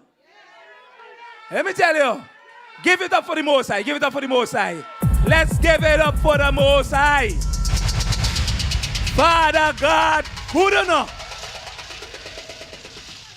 I am a firm believer in Jesus Christ. I confess that on this political platform. My colleagues, they know that. They understand my principles and they understand my beliefs. Father God, good. Because when this thing happened to me, you know what I said? At the time I was serving as a missionary pastor for a church in Park Hill. I said to the congregation, I ain't telling you not to take vaccine. I ain't telling you to take vaccine. Me no me not take, none me and my family. But you know something that I said? David said, I was young. I became old. Yet I have never seen the righteous forsaken, or their seed, or their children begging for bread. Friends, I held on to the word. And I said, Father God, not go left me alone. I said, Father God, not go left me and my children and my wife alone. And all of us who suffered. My colleagues are here. We are still alive today. But let me just tell you how wicked them people here be before I go. Someone called me from Asia. Asia. Listen to me now, man.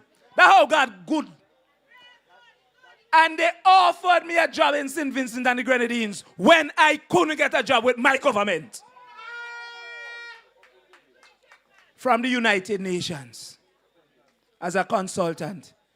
I'm a trained agriculturist. I'm also a trained project manager. So I was able to manage a project for the Food and Agriculture Organization of the United Nations for 2 years. So within that period of time, from 2022, May thereabout, to June 2024, I did a 2-year contract.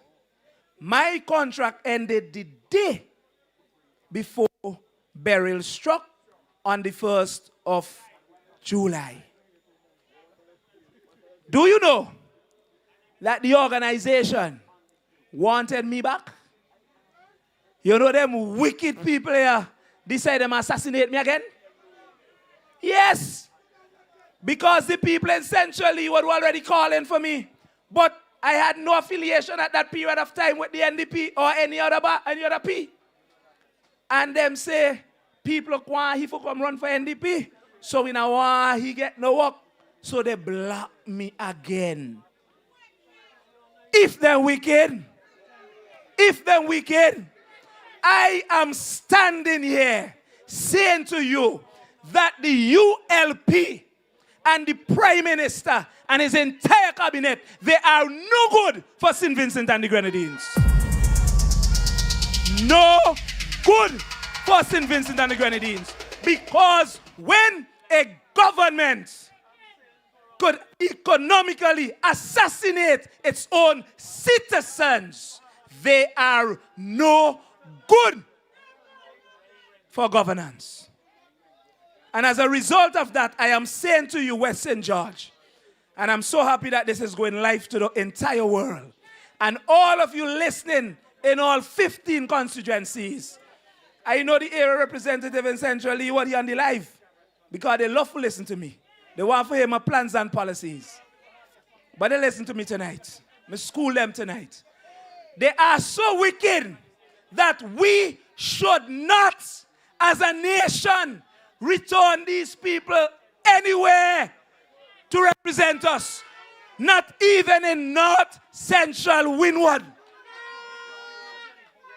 This election should be a repeat of 1989. When Sir James Mitchell and the NDP got a report and a review from the World Bank which says little to fault, much to please. in 2025, the report is a whole heap of faults and nothing to please. So the thing reversed, and as a result, they should be sent home packing. Today, the NDP has the best team to take us forward. Do not doubt that. We are a complete team, and we have a leader in Dr. Godwin Friday who will lead us and carry us forward. West St. George, Brother Kashaka Cupid, he is the right man. He is the right man. He is a man on time. He's a man in time. Give Brother Kashaka Cupid all the votes in West St. George and let us bring him home safely. Good night and God bless you.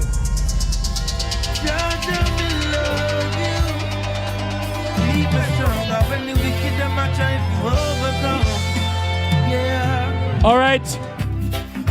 Come on, give Conroy Huggins a round of applause, please.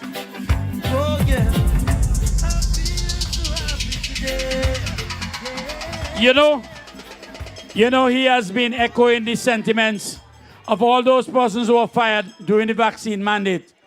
But you know, the biggest disrespect that came out of this thing is when the big man himself came on national radio and say, if all you think, all those teachers and public servants that I send home, they ain't gonna vote for me, all you tell a lie. You know, he said that. That is, if that is not enough for you to go out and vote them out, well, tell me what else is. Ladies and gentlemen, a man born, bread, marby, cake, sugar cake. He play football. Not as good as he has played cricket. One of the top cricketers in St. Vincent and the Grenadines during his time and during his age is our candidate for tonight. Ladies and gentlemen, if you think that this is the man that you're going to vote for come the next election, put your hands together. Welcome on stage, Kashaka Cupid!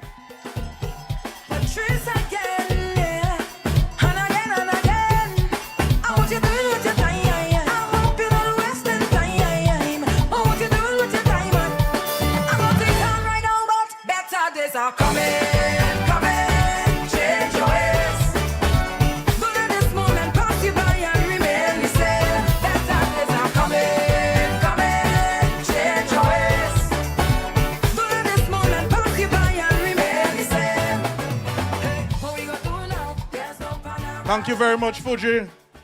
Thank you, Master Ceremony.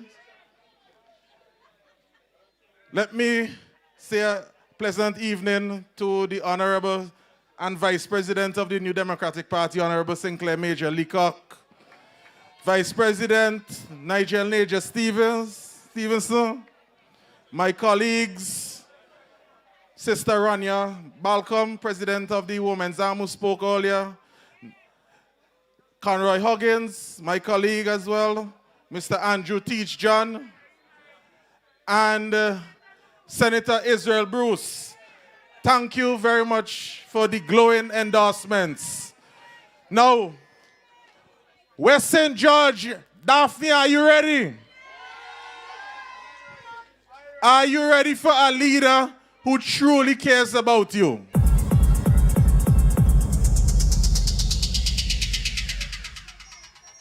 Now let me ask you again. Are you ready, West St. George? All right. You're ready because Cupid cares for West St. George. Let me hear you again. Right. Now, this evening, your future depends on you, not me. Your future depends on you. And before I start, let me pay humble tribute to the first NDP candidate and representative for this constituency, the Honorable Marcus De Freitas. Now, Mr. De Freitas served between 1984 and 1989, and he was instrumental in securing the land for the Daphne playing field right to the left, where the community center is currently housed, along with the clinic. So he negotiated that parcel of land, and he also purchased a number of produce from our farmers here in West St. George during his time. Now, after Mr. De Freitas' entry into politics, he left in 1989 and was succeeded by the Honorable late Yvonne Francis Gibson. So she was able to build on the platform in which he set for her.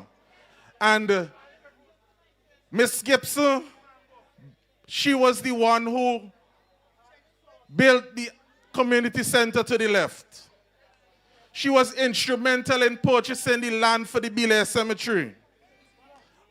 She was able to construct roads in Ashburton, Daphne.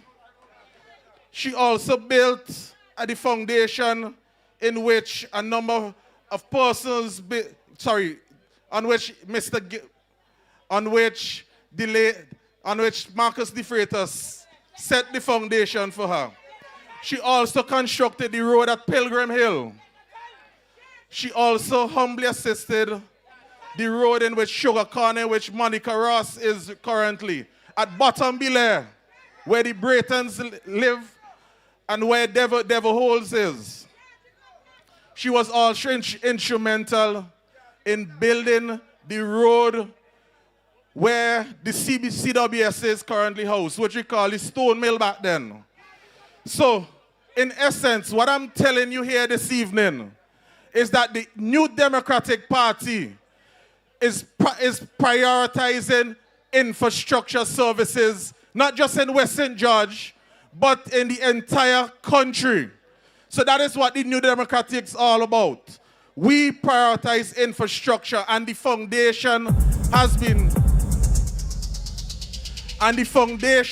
has been set by my predecessors during their time in government between 1984 and 1998. So my people in West St. George, this evening marks a pivotal moment in our constituency's history.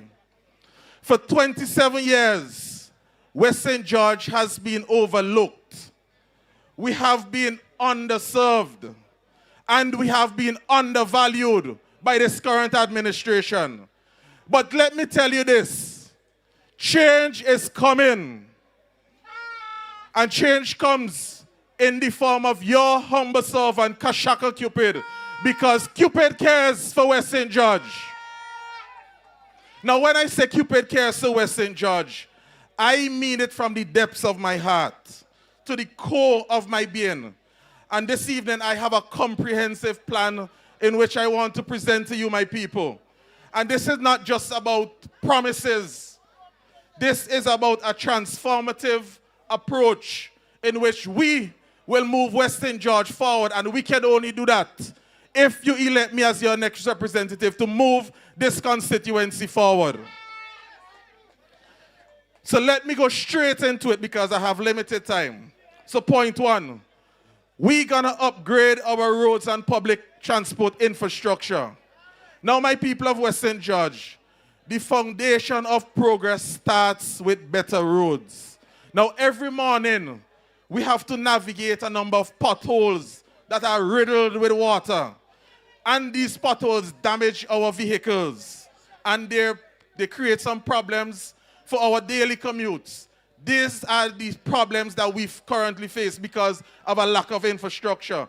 Right in front of us here, we can witness the current state of the dilapidated roads.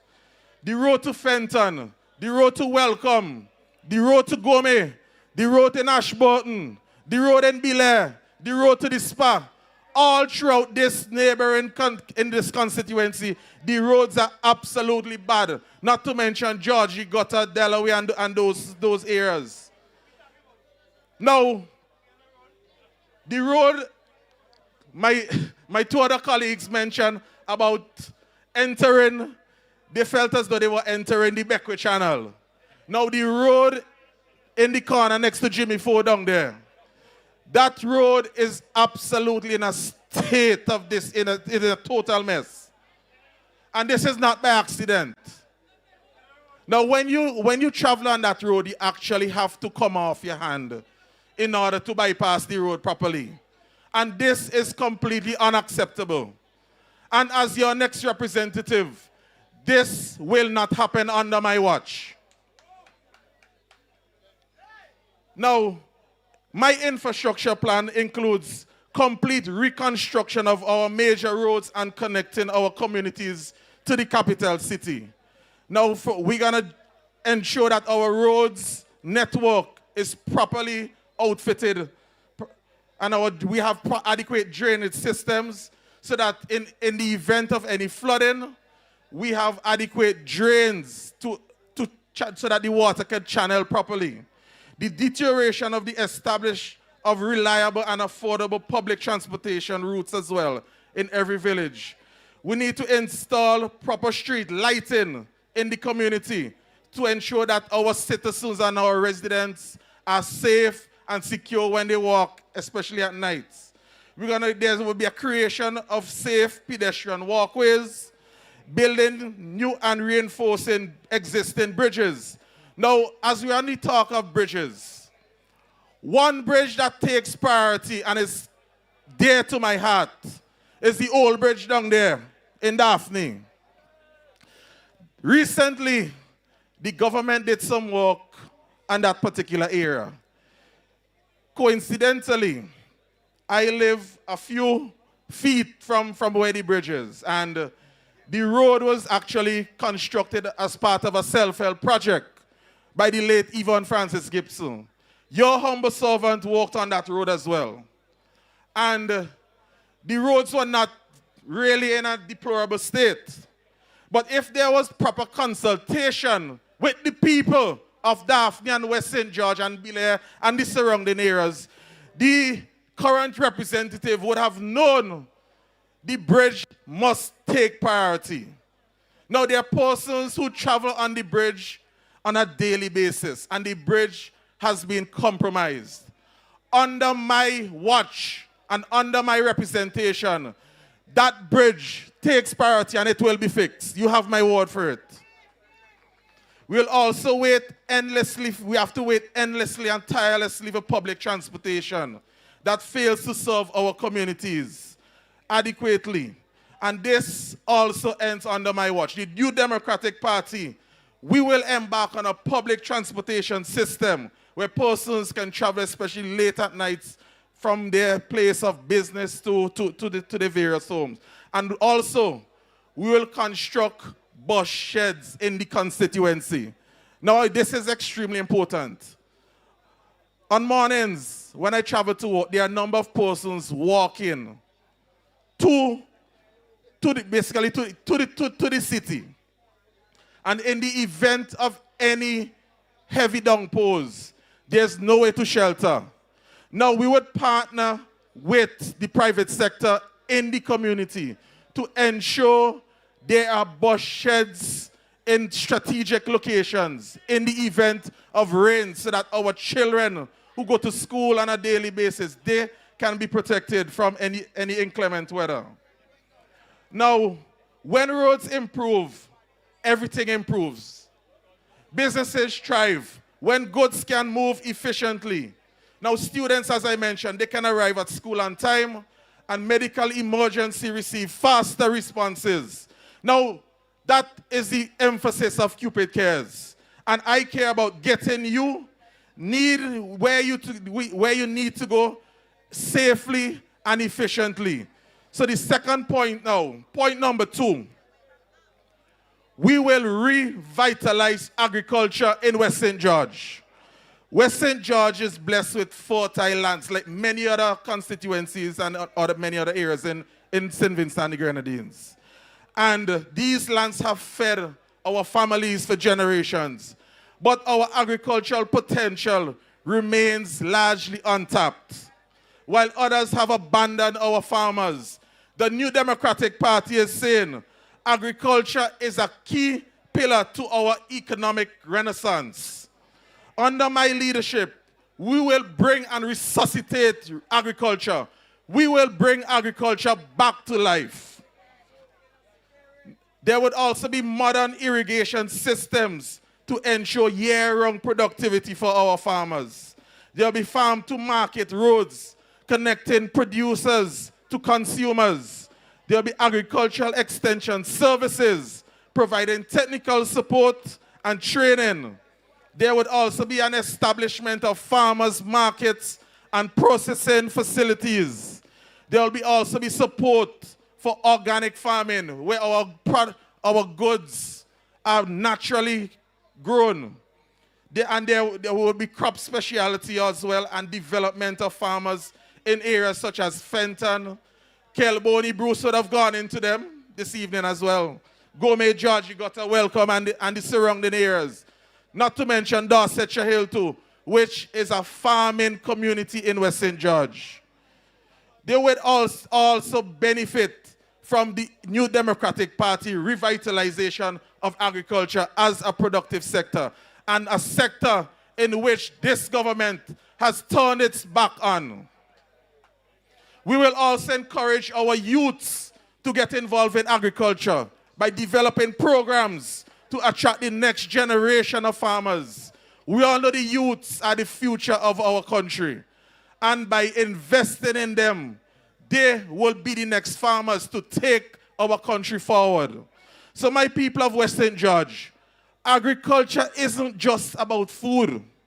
It's about economic independence. And that is important. You know, this government, they don't believe in us being independent. They believe in us being dependent. Hence the reason why this particular sector, this thriving sector, has been neglected under this current administration. So there would also be economic stability as a result from our revitalization of agriculture and preserving our cultural heritage, because we are accustomed to growing our own food.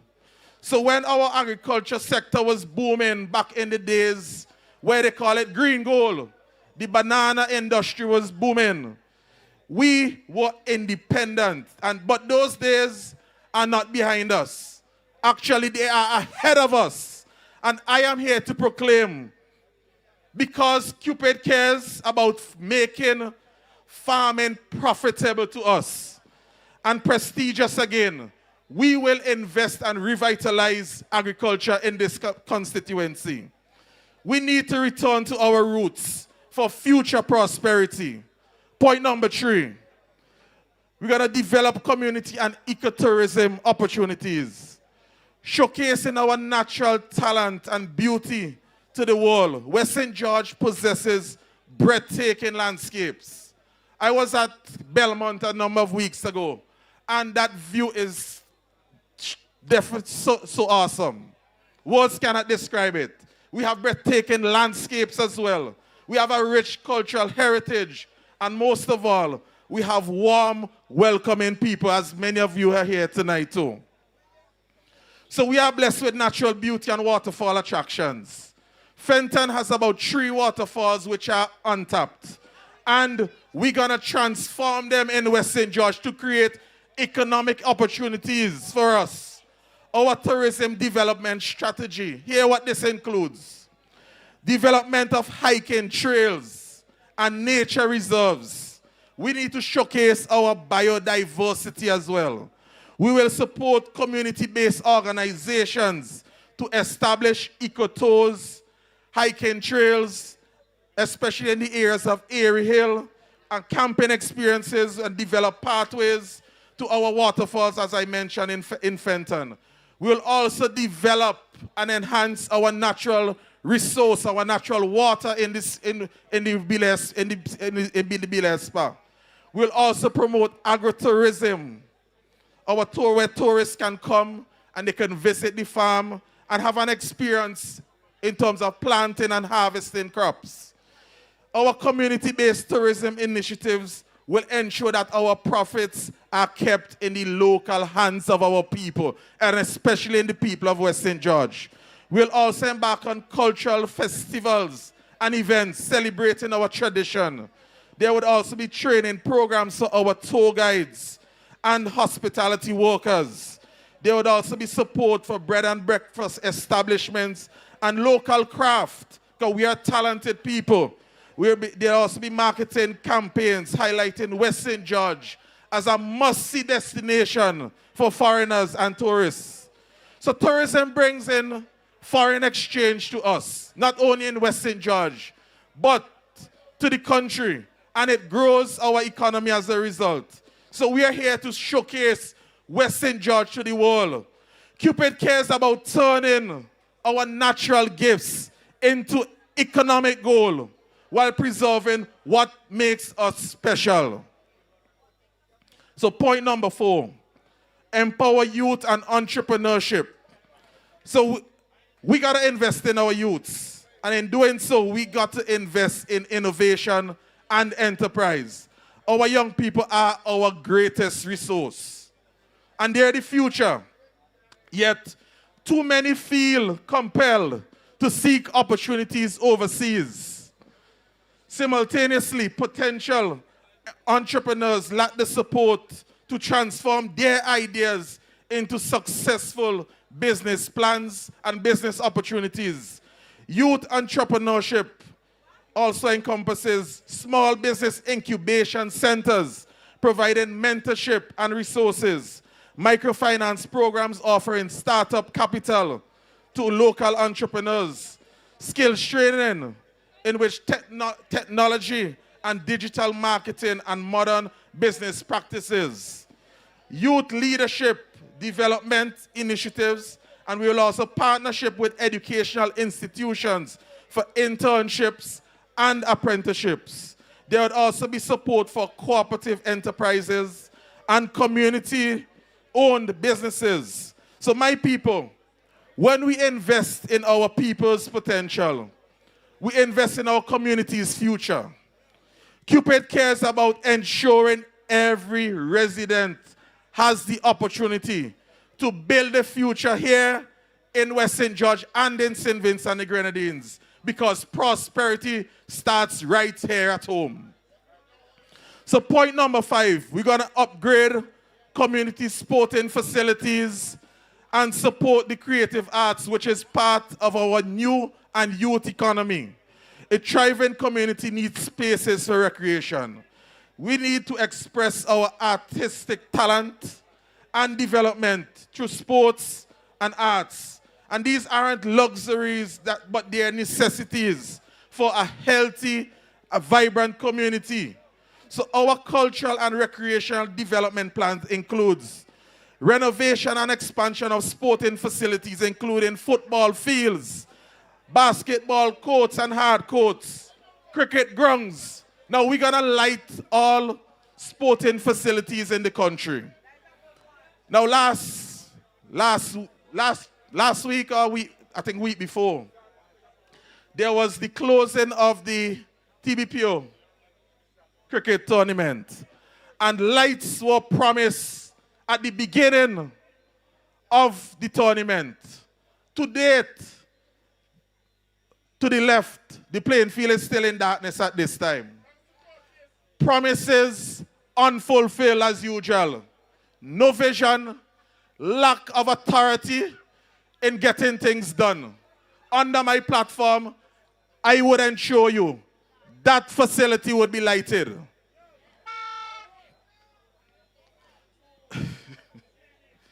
Now we would also have an establishment of community arts and a community arts center with spaces for music, drama, and visual arts. There would also be after school and weekend programs for children and youth. You see, Cupid, my goal is to prioritize the youths. As I mentioned, the youths are our future, and we gonna ensure that they have the opportunities where they can thrive. So we're going to support our local artists, our musicians, our cultural entertainers. There would also be annual sports tournaments in the community and cultural festivals. There would also be equipment and training for coaches so that they could enhance their skills and their talent as well. And they're being able to mentor the youths. So my people, let me tell you something about strong communities. They are built on shared experiences, healthy competition, and creative expressions. Cupid cares about nurturing the talent of our people and providing positive outlets for energy and creativity. So point 6, we got to improve our healthcare and quality education. So building our human capital and our human resources through health and learning, so there will be no community can prosper without a healthy and educated citizens. West St. George residents often struggle, like many other persons in other constituents, to access quality healthcare and educational opportunities. This would be no more under Cupid Cares platform and Kashaka Cupid as your next representative. The Belair Clinic, for example, this was relocated to the community center about 5 months ago.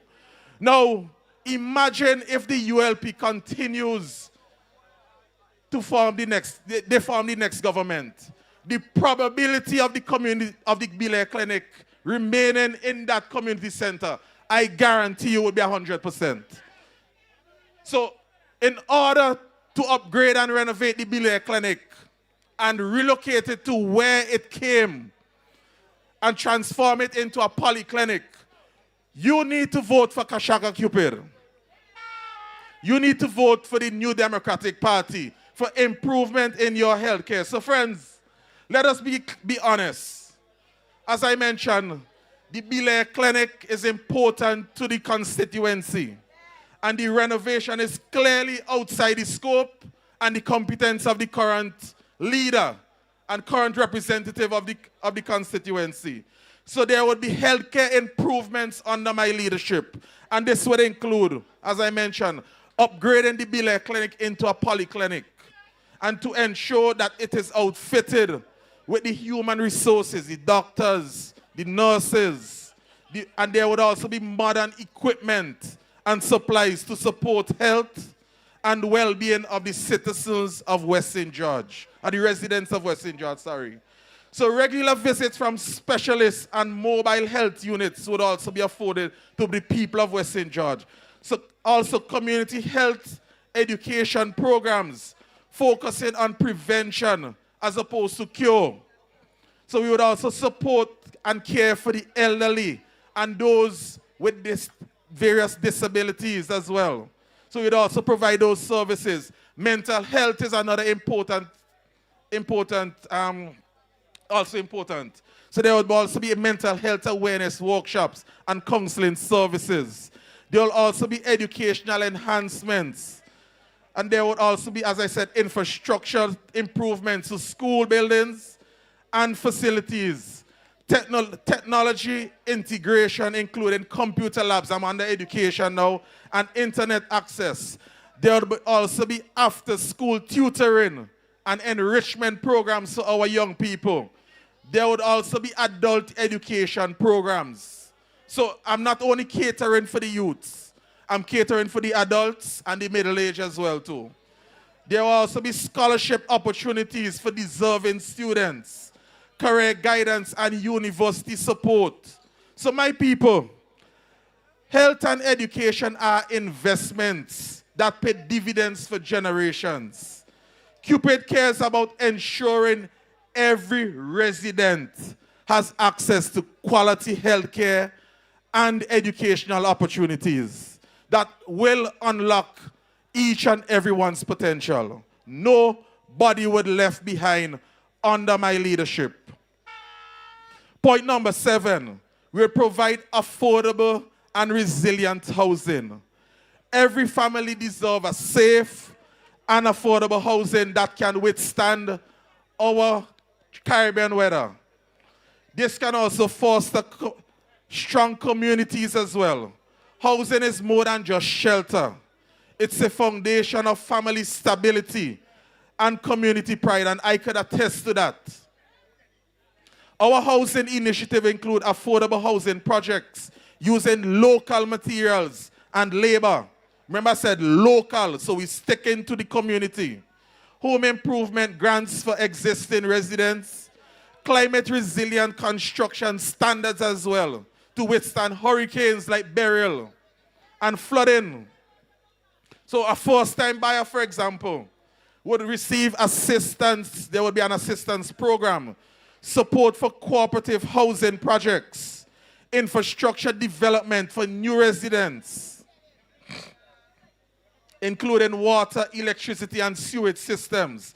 A few weeks ago, I paid a visit to the residents of Polyard. And these residents have been exploited time and time again by this current administration.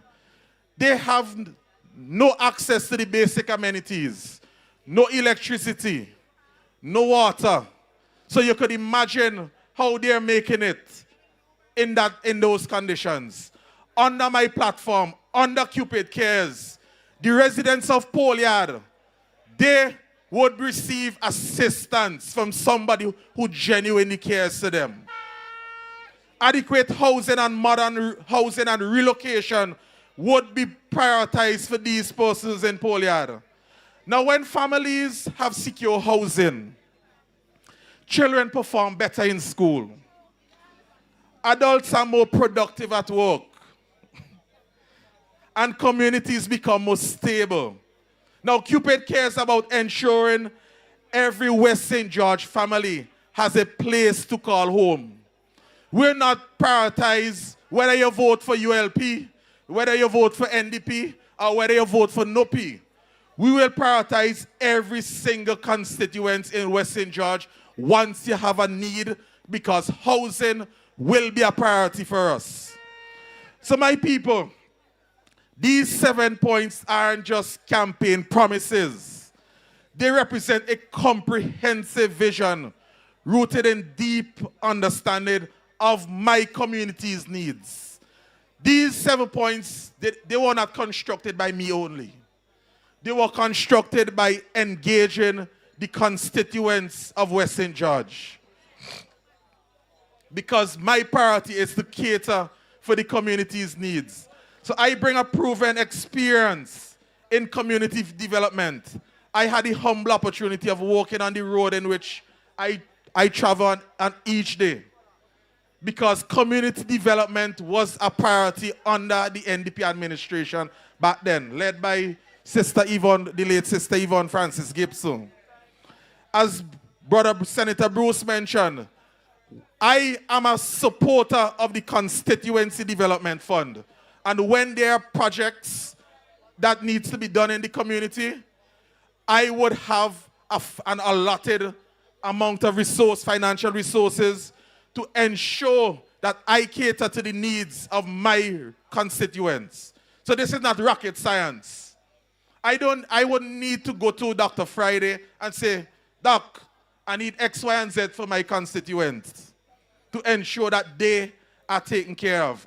That would not be the case. I don't know what occurs on the other side, but that would not be the case under the leadership of the Honorable Dr. Godwin Friday.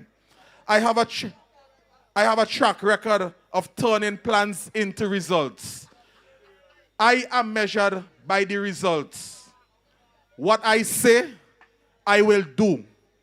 And I have outlaid to you this evening a comprehensive plan which you could hold me accountable for. My deep roots are in West St. George as well, and there's a genuine commitment for progress. I believe in progress. I don't believe in stagnation.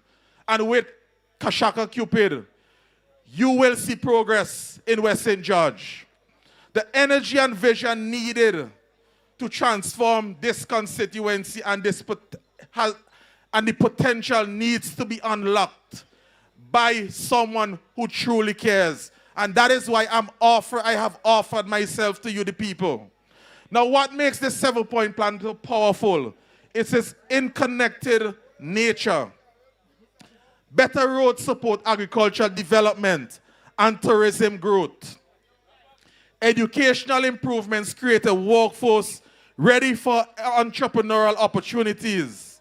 Housing development creates construction jobs while improving the quality of life. Healthcare improvements keep our workforce healthy and productive. This isn't a piecemeal development plan.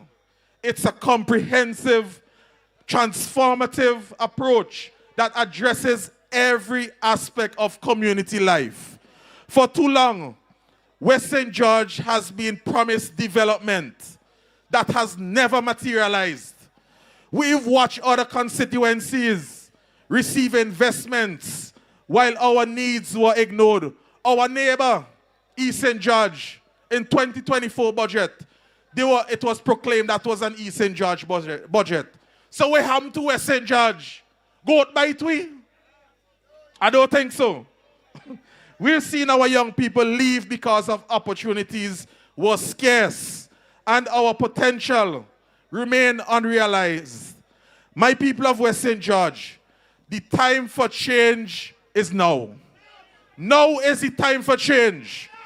The time has come to elect a representative who doesn't just visit during campaign season, but lives and breathes West St. George through his veins every single day. The time has come for leadership that sees our challenges clearly and has concrete plans to address them. You know, I was engaged in a couple constituents recently, and I was told, I mentioned my 7-point plan to them. And these people said, Shaka, you could come with one plan. It's better than what we're getting right now. And let me hear you. One plan is better than what we're getting right now. So now is the time to elect a man who will serve you, not one who will service himself, as Brother Bruce mentioned earlier. So my people of West St. George, you have a vital role to play in our transformation. This 7-point plan succeeds only with your participation. I will be your advocate in Parliament, but real change requires community involvement. We need farmers willing to adapt to new techniques and crops. We need young people who are ready to start businesses and serve their communities.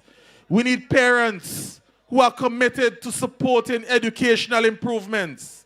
We need our artists and our athletes who are eager to showcase their talents. We need residents prepared to take pride in their neighborhoods. When you elect Kashaka Cupid, you're not just choosing a representative, you're choosing a partner in the development of the constituency. Now, every decision will be made with one question in mind. How does this benefit the people of West St. George? Now, this is my solemn promise and my commitment to you. I promise regular community meetings to report on the progress and gather inputs from each and everyone who is willing to participate in discussions. There would also be transparency and use of the resources and public funds. There would be proper accountability. There would be aggressive advocacy for West St. George's interests at the national level. There will be collaboration with community-based organizations, churches, and civic organizations. There will be accessibility to all residents regardless of your political affiliation. So the slogan Cupid Cares isn't just a campaign motto. It's a commitment. It's a covenant. And it's a promise of better days are ahead. You heard my intro. Better days are coming, my people.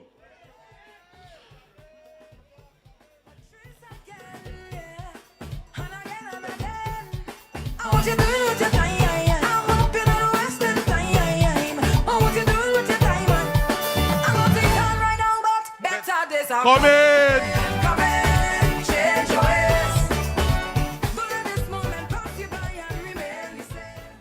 So West St. George, we will rise as a result of my leadership.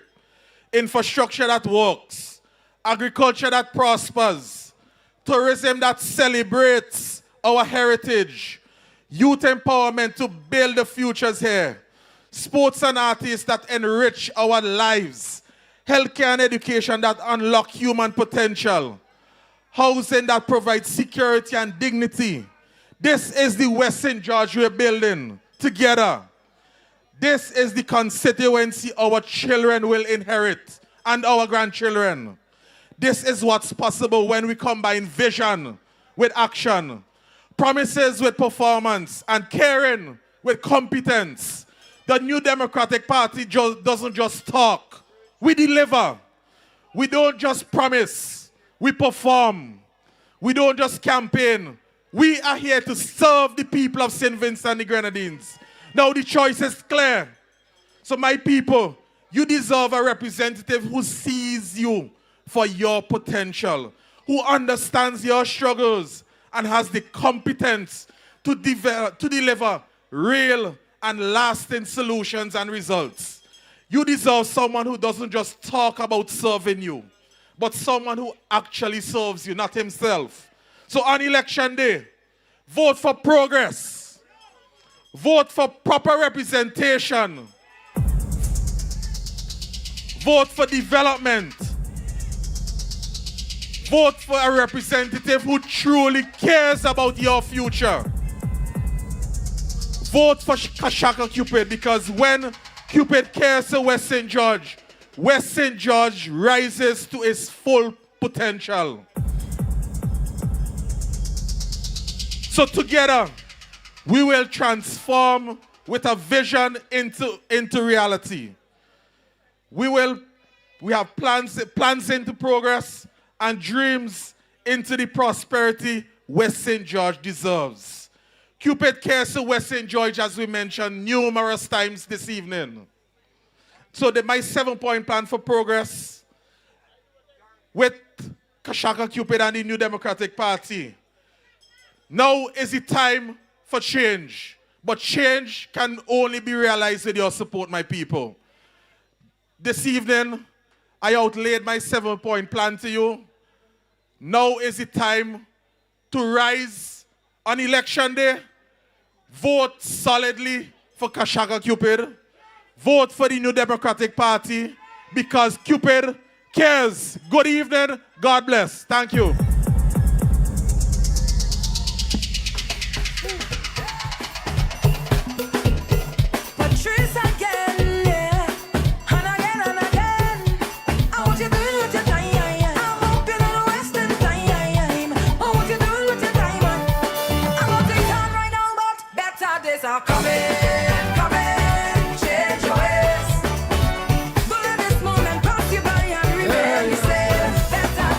Better days definitely coming.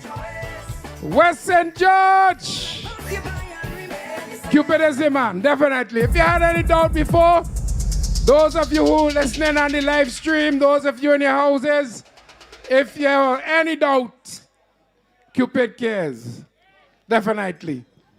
And the New Democratic Party, under good leadership of Dr. Godwin Friday, and our vice presidents and senior members will deliver to the people of St. Vincent and the Grenadines. Because guess what?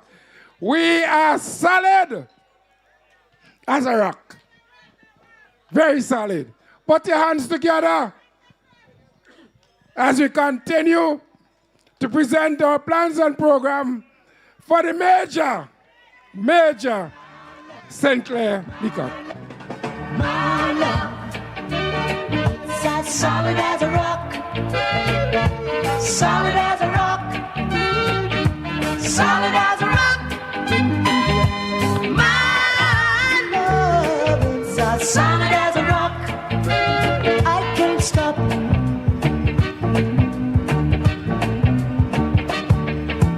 If you're asking me, will my love ever be?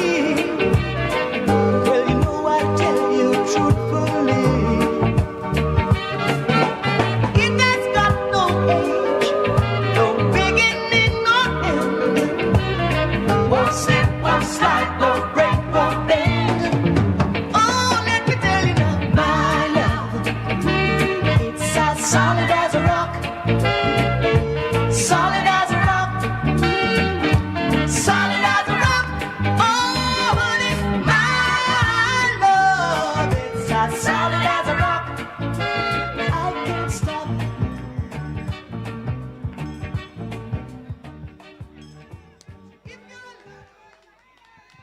Oh, you love that, eh? Solid as a rock. Solid as a rock. That's major for 2025. Well, the night is getting on. And I want to thank all of you who have stayed on to hear your major. Support your candidate, Kashaka Cupid, in this upcoming election. And I join Kashaka at the point of saying that you have a one-in-a-lifetime opportunity to change the face of St. Vincent and the Grenadines and to change it for all time. And I want to say how privileged you are in this West St. George to have a young man, well-cultured, well-brought up, properly educated, heart and passion in the right place. And he's not just only in the right pew, but he's also in the right church, the New Democratic Party. Brothers and sisters of Daphne, West St. George, I don't think it's an accident, and therefore it certainly must be by design, that tonight's meeting in Daphne, in West St. George, is held at this place, this juncture. Those of you who are talking, give me a little chance for the competition, please. I don't think it's chance or accident that we're here. You have heard others before me come here tonight and say, to get to this place, it's like going through the Beckwith Channel. To mean rough, bumpy, and uncertain road.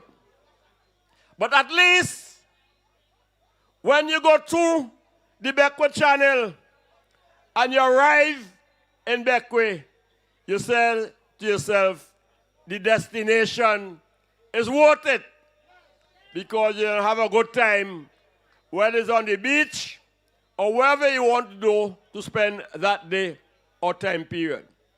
Not here tonight. This is a Beckwith Channel that leads to more channel. Because the truth be told, when you arrive at where we are, the meeting place, yes, you have choice. You could go north, you could go south, you could go east, you could go west, or you could turn back. Any one of them you choose, your ass in trouble. You go Fenton, the road ain't done. You go straight ahead, more bad road. You go back, Shaka say you can only drive on one side of the road. And you stay away there, you're in the middle of a pool of water. Thank God the rain ain't come for no length of time tonight. But that, in a sense, in Daphne, captures where the ULP is in St. Vincent and the Grenadines. We are between a rock and a hard place. We have truly lost our way. We are what the people who know better than I do call a failed state. We have lost our sense, our reasoning. We have no roadmap.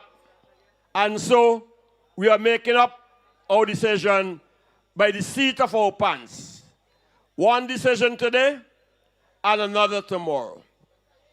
Tonight, I regret I have to spend a little time on the gentleman, and I say so guardedly, who represents you now here in West St. George. To be honest, it's a major disappointment for the major. In the parliament, as we are composed at the moment, I thought Curtis King in grammar school. And I also taught Jimmy Prince. I don't call him Sinclair anymore because you know what Sinclair is supposed to mean. And I'll say this little story so that you can understand my hurt and my pain.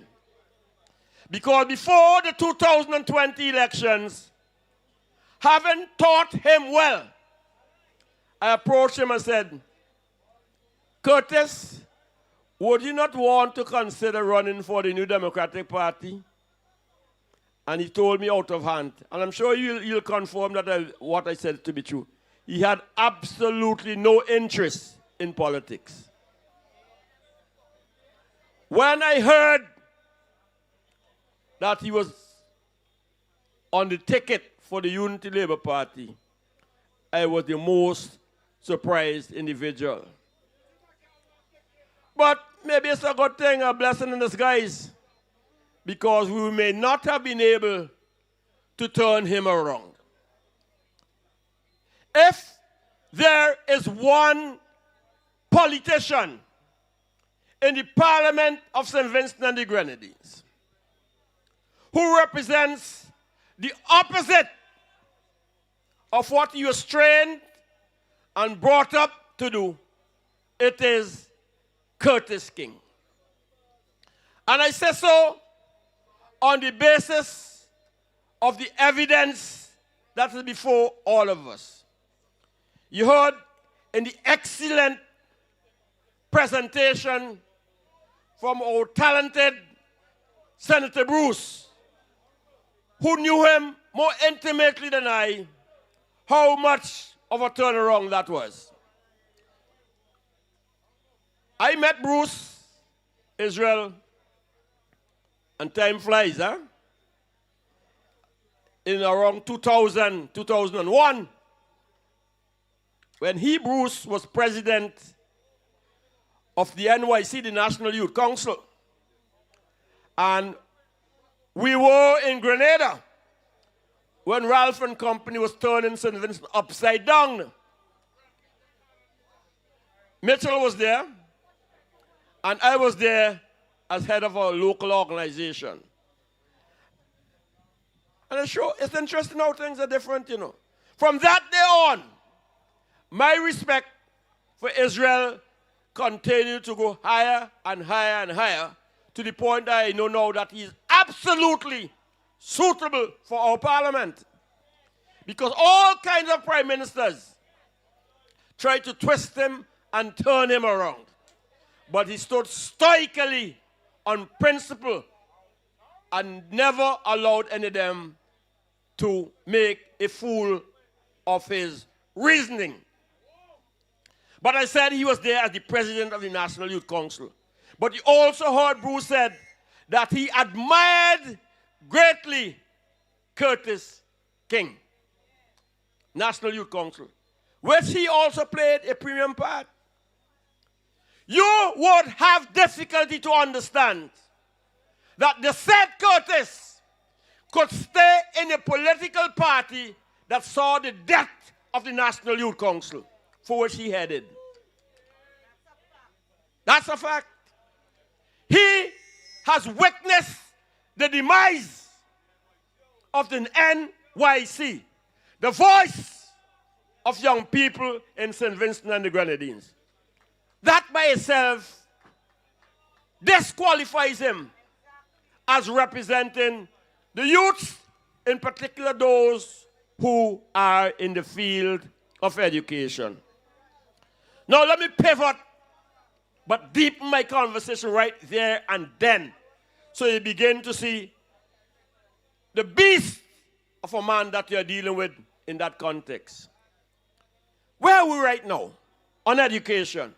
Two things I want to say. We have a situation in which young men and women are graduated from the girls' high school and his alma mater, the boys' grammar school, without ever having been to the grammar school or the high school. Because the tarmac does not represent the grammar school or the high school. Agreed? So how the hell did grammar school guys find themselves on the tarmac? They found themselves on the tarmac because in the views of Ralph and company, the grammar school had deteriorated that badly that it was no longer fit for young boys to sit in the classroom. Now, where was Curtis during that time? Where was he? What did he do to see that the school at which he superintended had proper maintenance by the very government he would come into being to support? Are you with me? Good. Bright people. Very bright. Last week, Gomery Daniel, and I understand he's in the hospital, so I'll say no harsh words about him. I pray for his recovery. He said that his government was not able to repair the schools in St. Vincent and the Grenadines. Why were they not able to do it? Because they could not get a loan from Saudi Arabia. For how much? $4 million. Now, what's Saudi Arabia there? Quite over yonder. You can't speak to them and them can't speak to you. Because we have different language. But they have money.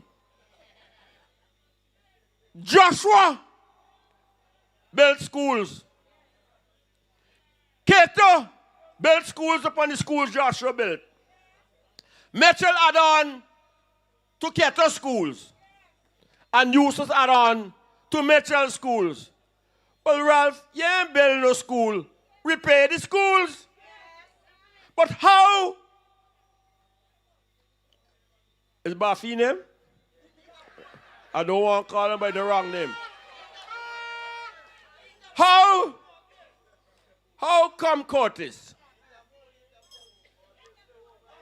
that you, with a historical sense of reasoning, could bring yourself to accept that a country that gained independence in 1951, statehood in 69, in 51, the right to vote, 69, adult suffrage, thank you. 69, statehood, we're responsible for ourselves, our internal affairs. 79, we were independent, we need no one else. And in 2025, we need Saudi Arabia to fix our schools. I'm putting it to you. It's a shame, it's a disgrace, and it's a disqualifier that any government, at a very minimum, cannot pay for the repairs and maintenance of its schools and have no right to be talking or bragging about education because you have ignored the fundamentals, the fact of the matter. And I say that just to remind you, it was the New Democratic Party. Because I taught grammar school in the sixth form, you know. We didn't have no community college. We had no community college. The sixth form was it. We acquired the Michael lands for public purpose so that our students of today can become the men and women of tomorrow. To make something of themselves. We call it the educational democracy.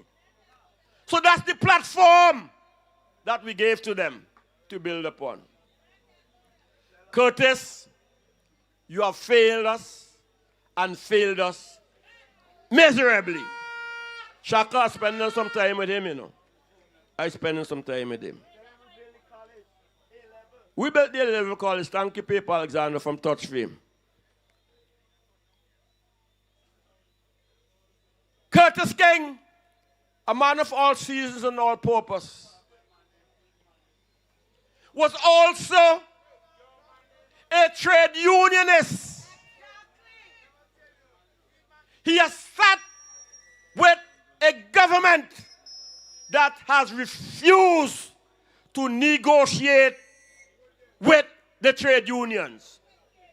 In fact, Curtis, it is the first time in the living history of our blessed land, St. Vincent and the Grenadines, that the trade unions have had to take your government to court, not once, not twice, not 3 times, but too many times to get justice for the very teachers upon whose backs you are now parading all forms of dishonesty. I don't have to visit the vaccine mandate situation, because if you don't love your sister, well, who you want to love you? But that's him in trade unionism. Curtis King is on record as saying that he can't understand why when he retires, he should have to wait 5 years till he reaches 60, 61, 2, 3 or whatever to get his pension. He said, Mother, Jesus, advantage, come for you all. Under Curtis King administration, the National Insurance Scheme is now more a death benefit than a pension, because by the time you reach 65, you're dead, gone, buried, rotten. Again, yes. But worse than that, you used to pay 5 and 6 and 7 and 8 and 9 and 10, and as now it's 15%. I put it to you, in our lifetime here, that payment will reach as high as 20%. You know why? Because our young people who have been failed by the Unity Labour Party administration have to leave our shores to greener pastures. It's the first in living history, Curtis, that the population of St. Vincent and the Grenadines is declining, getting smaller and smaller and smaller. Not that we're having sex, not that we're doing family planning, but our people, our young people, do not see a future in St. Vincent and the Grenadines. So they are across the Caribbean, the countries that we cross, and many have taken their belly and make boat in distant lands. Every time you listen to the death announcement, you hear so-and-so in the army, so-and-so in the navy, and you say, I didn't even know they gone away. But if our young people are going away to make a living, it is consequential, because less and less young people are available to pay into the said national insurance scheme so that they could survive. And if therefore it has to depend on the few of us who are left, it wants more and more and more to keep it alive. That's Curtis's record. I've been speaking and I've been making statements thus far for the night. But it's only reasonable I also ask questions. I have heard in the Unity Labour Party, Ralph described his members in the most glorious of ways. Gerald Thompson was arguably the brightest. One of them was a humble lion, what you call him? Humble African. Another talk African, by the way. Can you imagine? And Curtis, you have to answer these, you know. Ralph gone away, you know. He gone to Ethiopia. And he gone meet the Rastas. And he will introduce himself as the blackest Rasta man ever. Comrade! And they will stand back and watch in disbelief of his authority to be the black, because he said he is the blackest Vincentian, you know. That's how insulting he is. Curtis in the middle of all of this, you know. He did all of this. He did all of this. Curtis, how do you live with your conscience? But I was presenting you with a question, because you have all kinds of names. For 10 years, you have up a picture with yourself, and on the other one side, you have Camilo, and the other side, you have Saboto. He want them to be the next Prime Minister when he gone. That's after 10 years, you know. You ever hear Ralph call Curtis' name to be a possible leader in St. Vincent and the Grenadines? No, if I tell him that, them tell me so. I have never, and you know how Ralph does talk and tawny face and grainy face. You know him. That's when he ain't doing the crapo.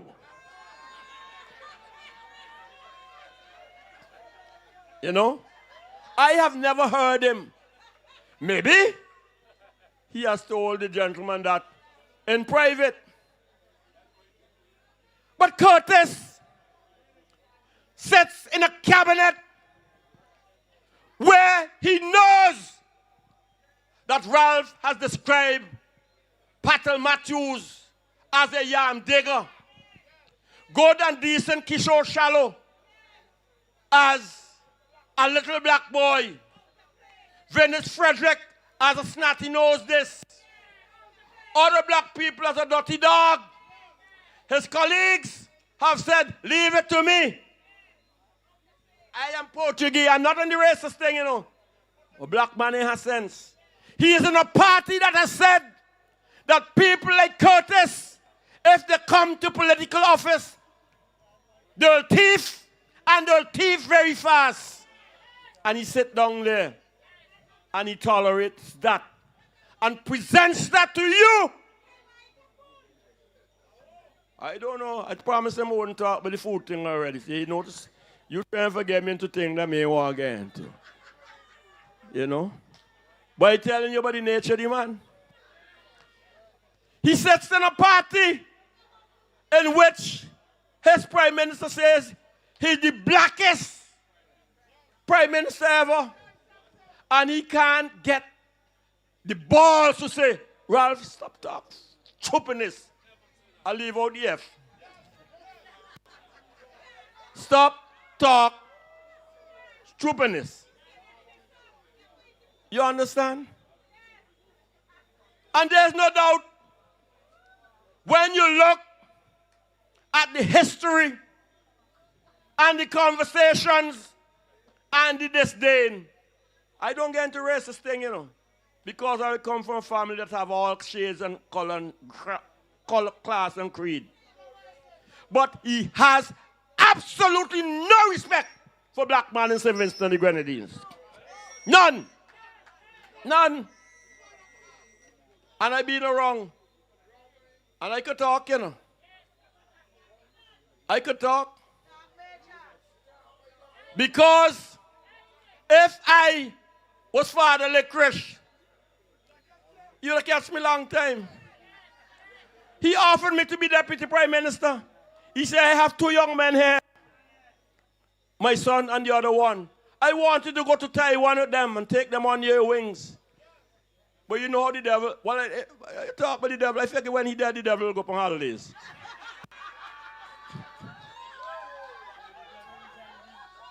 You know?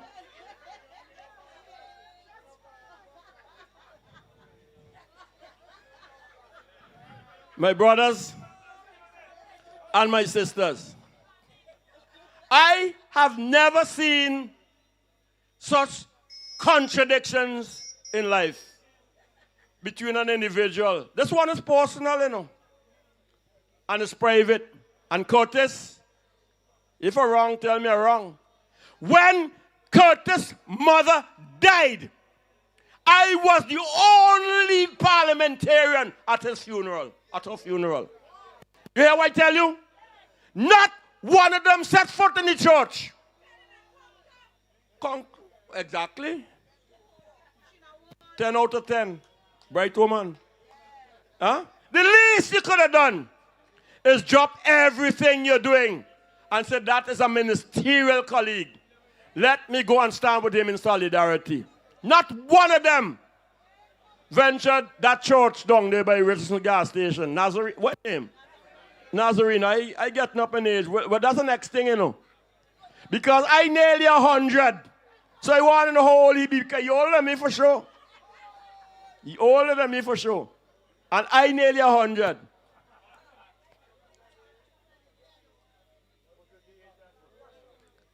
Curtis, I have lived more years than I have to live. But the good Lord has kept me for a reason. And solid as a rock, I intend to stay the course to see that this country, this party, this constituency that is now on the mountaintop gets to the promised land. And Ralph Everett Gonsalves has to know that there are Vincentians who are not afraid of him in the least and are prepared to pay the ultimate sacrifice for our generations unborn. That time is here and now. And it's not for Friday only, or for nature. And by the way, I should let you know that as I speak here, we are in 2 themes at this weekend. Dr. Friday is in the Grenadines with Daniel Cummings and Fitz Bramble and Lavon Velox and Lavon King and Terence Olivier and others, making sure that we anchor the Southern Grenadines. Anchor it. And I'm here on the mainland to make sure we remain anchored and solid as a rock. So I spoke Wednesday night, I spoke last night, I'm speaking tonight, and this is the will of the Lord. I will be in Marico tomorrow night. And for a single purpose, to see that we are delivered from the clutches of dishonesty perfected. Daphne and Western George deserves better. As a matter of fact, I would let you know they do something that we don't do in the New Democratic Party. They rank their constituencies in terms of strength and importance.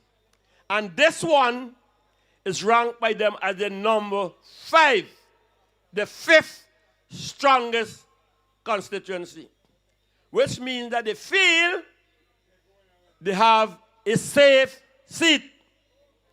Safe to the extent that every 10 years they could say, "Ini, mini, mini, more out goes you." They rotate it. They rotate it. And whoever they bring and or present, you will say, "Yes, please, Master, thank you." Not tonight. Not this time. You in Daphne, you in Western George, have a great opportunity to join the rest of us, as would happen in South Central Windward, because I'm very confident in Bruce. He's going to bring that seat home. He's going to bring it home. Eastern George will come home too. South Windward seat, 81. I have taken responsibility and have adopted to be my seat. Up to tonight, before I left home, no, they ain't cause. My people love me. My people love me. People know decency when they see it, you know. People know decency when they see it. They told me that they ain't seeing me as much as they would like, even though I did it every day, you know, because I had little sense. But I say, look, it's not about me winning Central Kingston this time. It's about me winning government.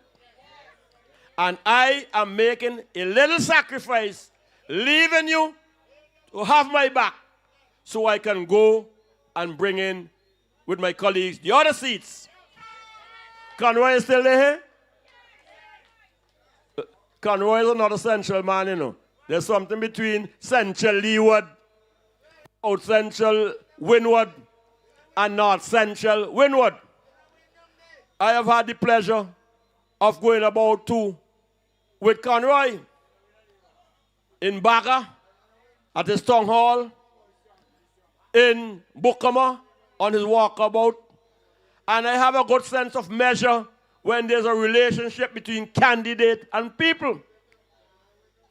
And the way he can connect with his own history, his service, his performance, and family history, and the old story that he tells of his contribution to St. Vincent and Grenadines. So Conroy is coming home too, because we will never know how that guy got enforced the last time, you know. But Conroy will deal with that. So in essence, we are going to win this election. And we are going to win it bigly. We are going to win it bigly. You see me, Major? And I'm talking to my police friends, high and low. We are 6 seats. We are 6 seats. We just want two to win. If the first result that comes in is Western George, come on the street the same night. Don't wait. When you hear Conroy on coming, go up on the street same time. South Central Windward, same thing. Because this is a man who don't like lose, and we have pulled the bat out the hands to go feel. They feel you out. And when you're out, all man out. Captain out, all man out. You see me? I don't take no prisoners. Since he came to office, he ain't spent a cent for repair government house. Everything gone by Prime Minister's residence. For all senses, the Governor General, no disrespect, neither here nor there. But I believe that night they might want to hide her. But we will find her. And Dr. Friday, the New Democratic Party, Shaka, Conroy, Israel, Daniel, and all of us will be sworn in soonest as the next government of St. Vincent and the Grenadines. And you know why? St. Vincent deserves better. And there comes a time in our history when all crookedness, dishonesty, hypocrisy, deception.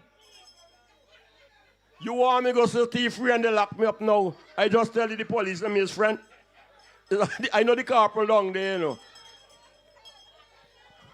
Officer, a post up is a thievery. To be truthful, you might have a point. Nice young lady. Thank you very much.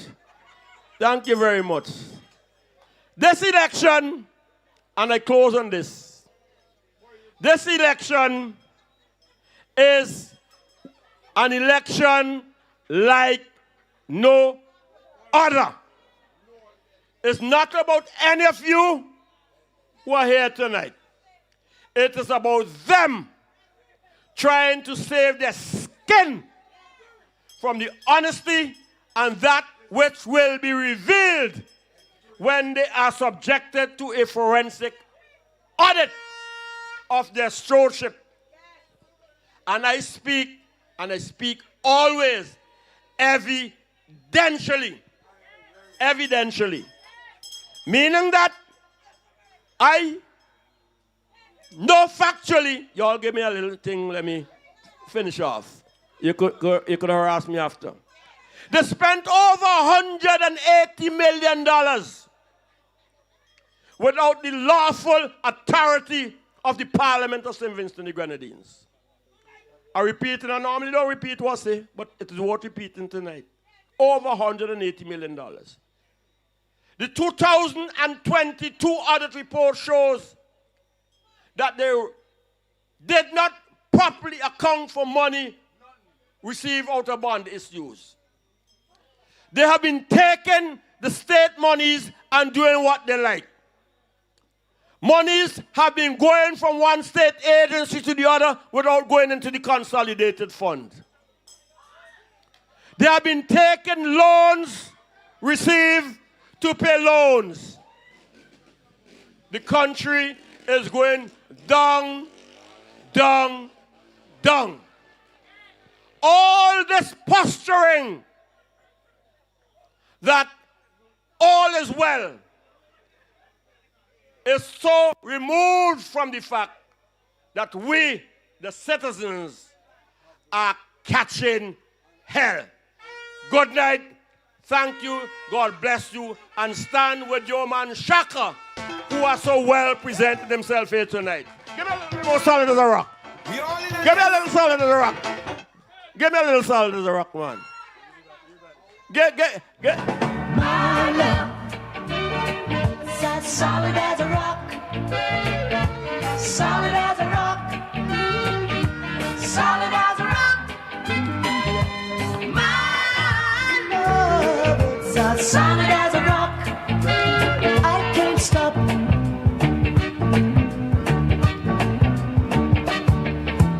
If you're asking me, will my love ever be? Well, you know I tell you truthfully. Thank you, Vijay. I am totally convinced, and I'm sure you are as well, that Major Leacock is one of the best politicians in St. Vincent and the Grenadines. And when it comes to present political issues in St. Vincent and the Grenadines, you have to come good to Major the Major. Give him another round of applause, come on. You know, I was going to close off this thing here because it's my responsibility, really. But a fella say, you in West St. George, you from West St. George, and you ain't nothing but West St. George. Me say, me know plenty thing about West St. George, so hear this. A fella from Ashburton, he and his wife, pregnant, 9 months, took her hospital for her baby. When they reached down there, when they go in Gigom, the place where they go and have the baby. When they pull in there, you know the husband now leave his wife behind him.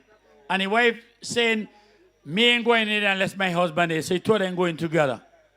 When they reach in, they start to do all kind of things, shave, blah, blah, blah. You know there's certain things that they have by hospital, which is normal, really. So they send him up the road by the man over in next side, which part Shaka does work. Way over there. Oh, games? Oh, yeah. So he go over there to buy something. When he go back down hospital, and he hauling Gigom, when he look, his wife not there. So he call, he see the nurse. He say, excuse me, come here. Where my wife? He say, your wife gone inside. He say, gone inside there for what? He say, where your wife in labor? So she gone in labor. He say, for my wife in labor. He say, wait, you can't be serious. You don't know how NDP. You take for my wife and turn him into labor. Now, up so. Ladies and gentlemen, I want to thank you very much. We are on behalf of our candidate, Kashaka Cupid. We want to thank you very much for coming out here this evening. On behalf of all of the speakers who have contributed tremendously to another successful meeting in St. Vincent and the Grenadines. Could you kindly give them a round of applause? All of them. And what they did, I must let you know that what they did is that they let you know what the plans, programs, and policies are of the new Democratic Party that is going to take us forward when we win the next elections coming next couple of months, which is not easy. Because almost every time you listen on the radio here, they're going to have candidate selection for the same person. Me never, you know, they say more you live, more you learn. You know, the first time in my life, me hear them have candidate selection for the person who going to run. So me don't know who them I come up against. And if you think it's joke, go down so tomorrow night, you go know what I'm telling you. I want to thank you all very much for coming out this evening on behalf of the West St. George Constituency Council. We want to wish you all the best and wish you safety when you leave here to go home. My name is Maurice Horn. I'm an Aquarian born. I'm gone.